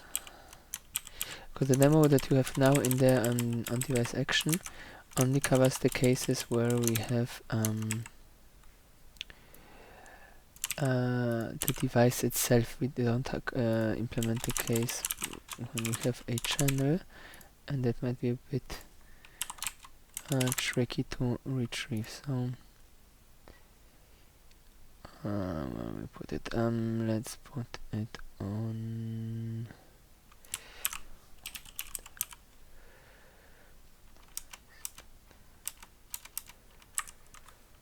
And we have on device action somewhere here. Let's put it beneath on device device action.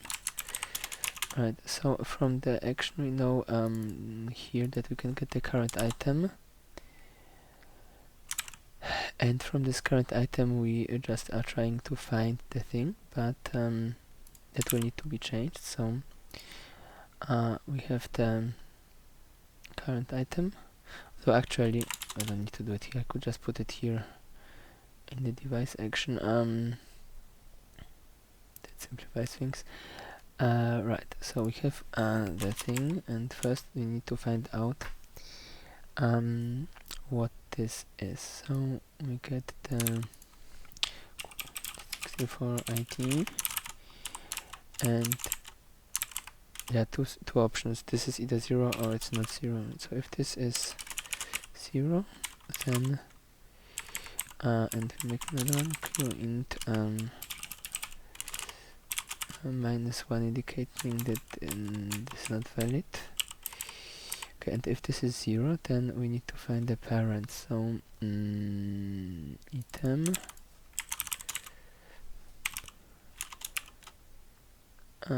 parent, and then the parent will have our ID that we were looking for. And if this was the case, then we set channel to, I hope it has this information. It doesn't.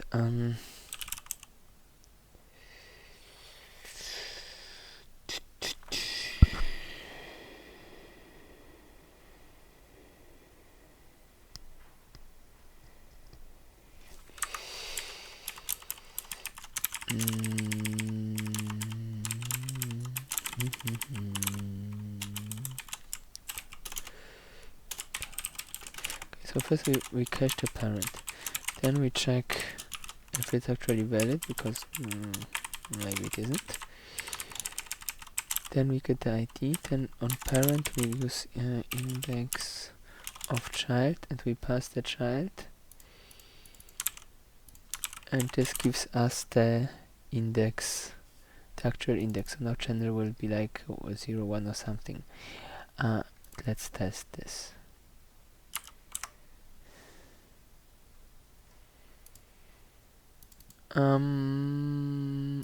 Yeah. Okay, so we add again our. Okay, so if we click here and rename, we get channel -1 ID, well, something, and this ID gets found, so this works. And if we now click here on rename, then we get channel 0, which is correct, ID is also correct, and it also it didn't work. Was the ID not right?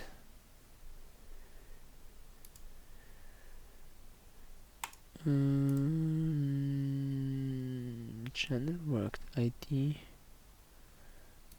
looks right-ish, but it's not.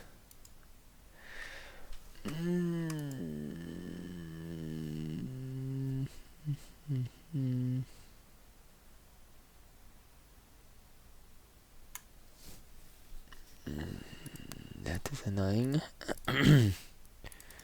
For here, the ID,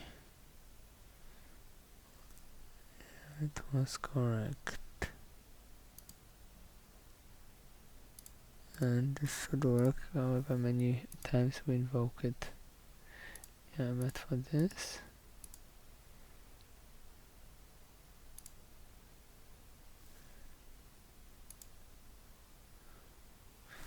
the ID is wrong.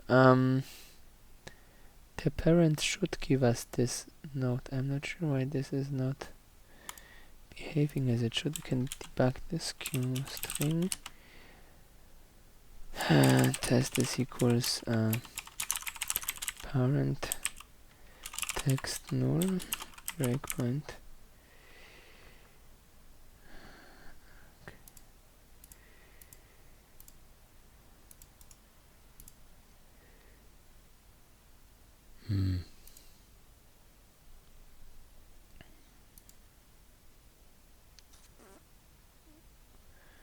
Is the right element? Why would this? It's 217D0, okay. This one.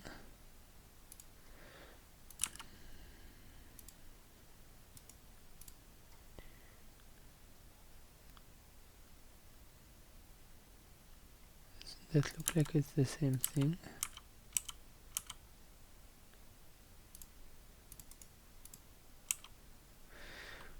Oh, stupid mistake. Obviously here we need to use the ID value that we have generated before, instead of just taking the raw data.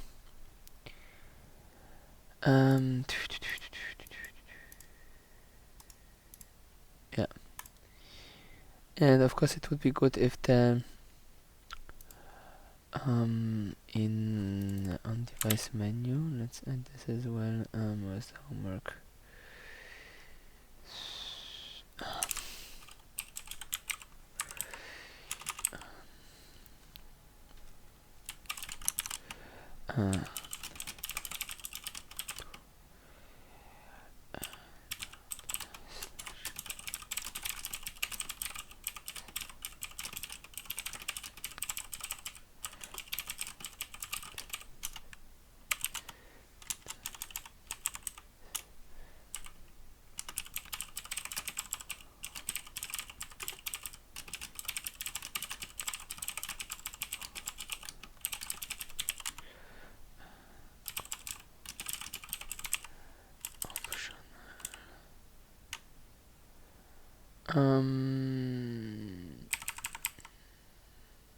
Yeah, that's not the option. That's also actually quite useful. So 1, 2, 3.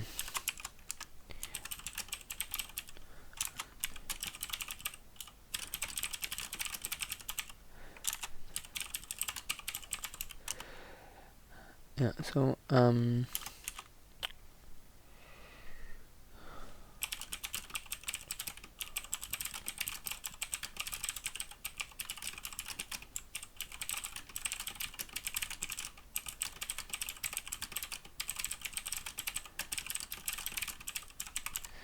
it is also quite simple, and we already had a rename implementation just for the whole thing.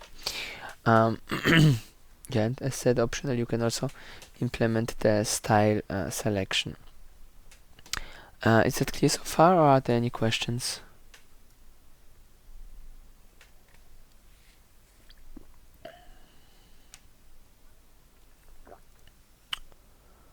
Okay, if we don't have any questions, then I think the last thing we should implement would be some mechanism to save and restore everything each time we close and open the project.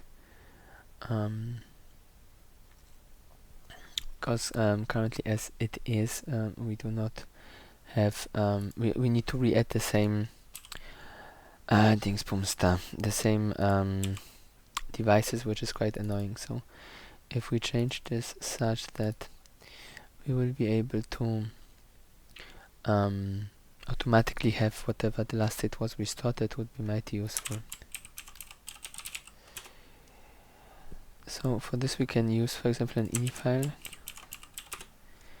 There is a class called QSettings, which is quite useful for that.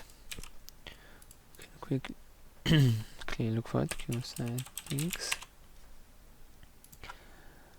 So you initialize it, there are a few parameters that need to be set. You can specify a file name and format. Then you can use this get value, set value, and set value to add entries to the ini file, which then will be saved and restored. So of course it's a bit work, but we might be able to at least start it within the time that we still have left today. So this should be done by the device manager, I guess. Void and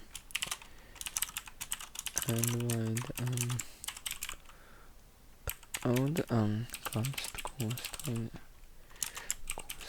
reference file name.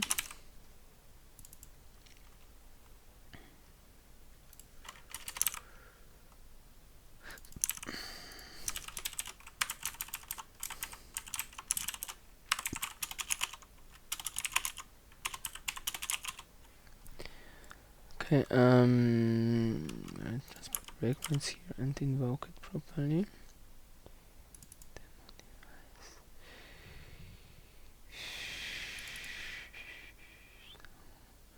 If we are constructor devices, enum devices, and load q application application directory path plus slash. This should load it from our application directory. Just quickly check whether the file is correct. Yep. Okay.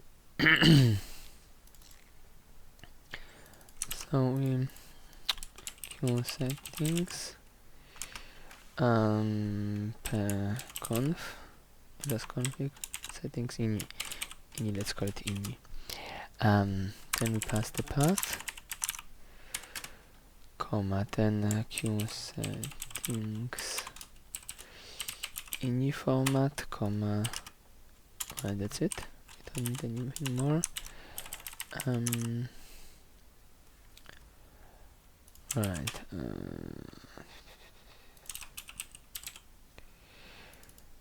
And when say thing, I think we need. Let's put. Oops. Okay, sync. And here when storing we do sync at the end, and when loading we do sync at the beginning. Right, so store here.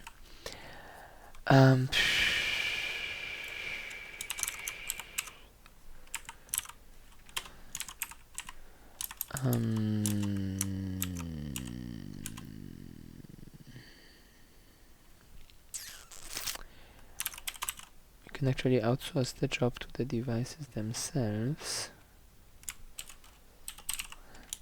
because they have they have most of what they need.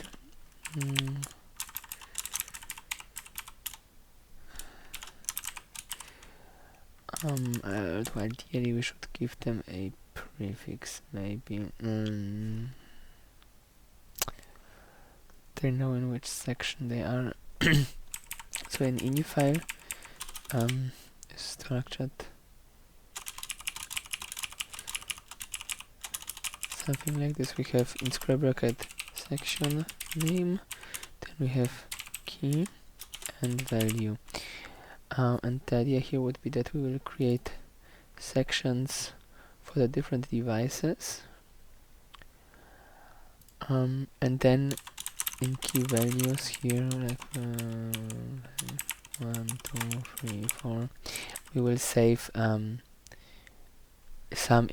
device parameters. For example, the initialization parameters which we are passing here. Where is it? At device? No, when we use the factory.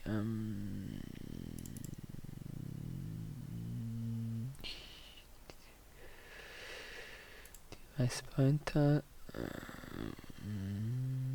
Factory. Yeah. It has here this alright, we pass it to init. So these parameters that they will be cached inside this object, and then saved to the ini file so that they can be restored. So ideally, the only things we need to save here especially will be the name. So let's say this will be device name. This will be the params, param 1, 2, 3, and so on.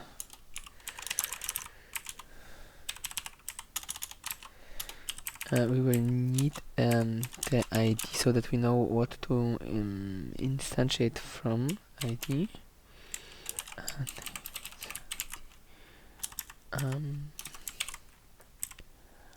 ID, device ID.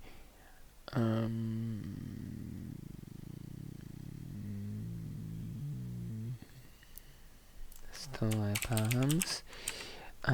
We will add here q string section. Store params, they will get the section and the anywhere to store to. And section for now will just be equals the device name. Name. So ini set value section plus slash ID comma device get didn't we add an ID to the device so that we can retrieve it? Nope. That is not ideal. Only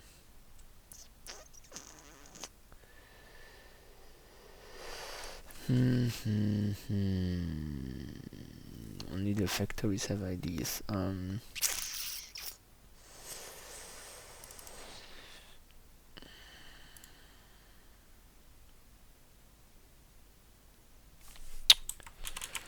Okay, that will require some retooling, and since we are running out of time, I would say we will do it next time. But the general idea is that here we would save the ID.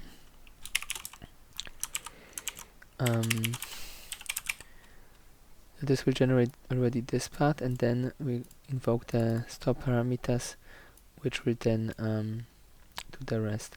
Or alternatively, actually, we could keep the parameters outside of the device so that we save it at the same place where we save the ID. And then, of course, with loading, so at least so that this is somewhat alright, yeah, this is at least somewhat functional.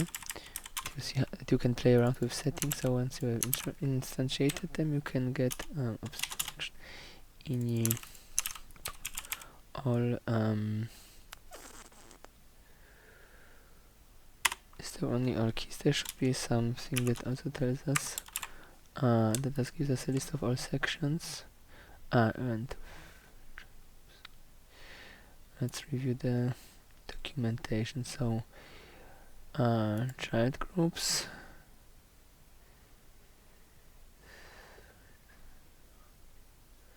Okay, we just need child groups. That will be what will give us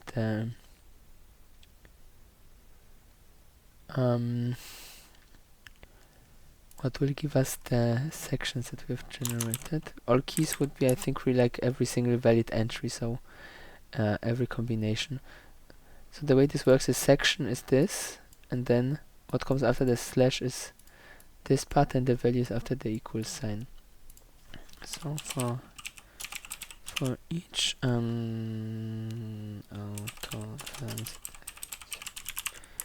section, let's go with section in each child groups, and here we would then use, where is it, random devices, add device, this is in here, on add device we would need parents, factory, we would need to find the factory, and then we can do the rest. So first here then find factory by ID, then we would have the factory, we could use it, init with pubs, to add params to map, and then we can use it here, and of course instead of name we would use section name. Right, so we would find the factory based on the ID, then we would load the params from the rest. So how we do that?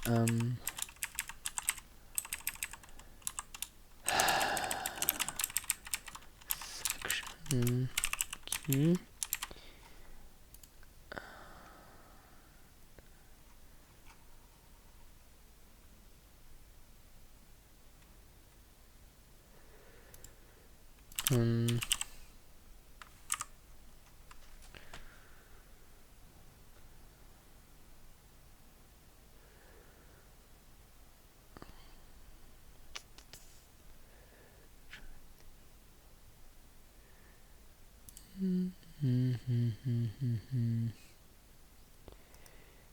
This is not kind. So we need the all keys and then just check for prefix. All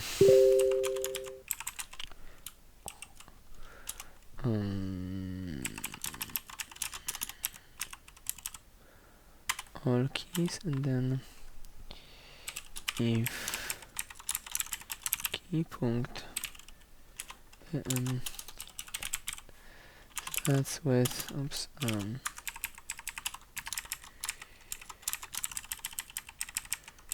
section plus this, or rather if it's not start then continue, und sonst and else we can add so a q map, no, q fragment map params params at section punkt meet the section key, and key should be capital. Key meet section length plus 1 is equals get value from key, and the rest we will do next week. Any questions?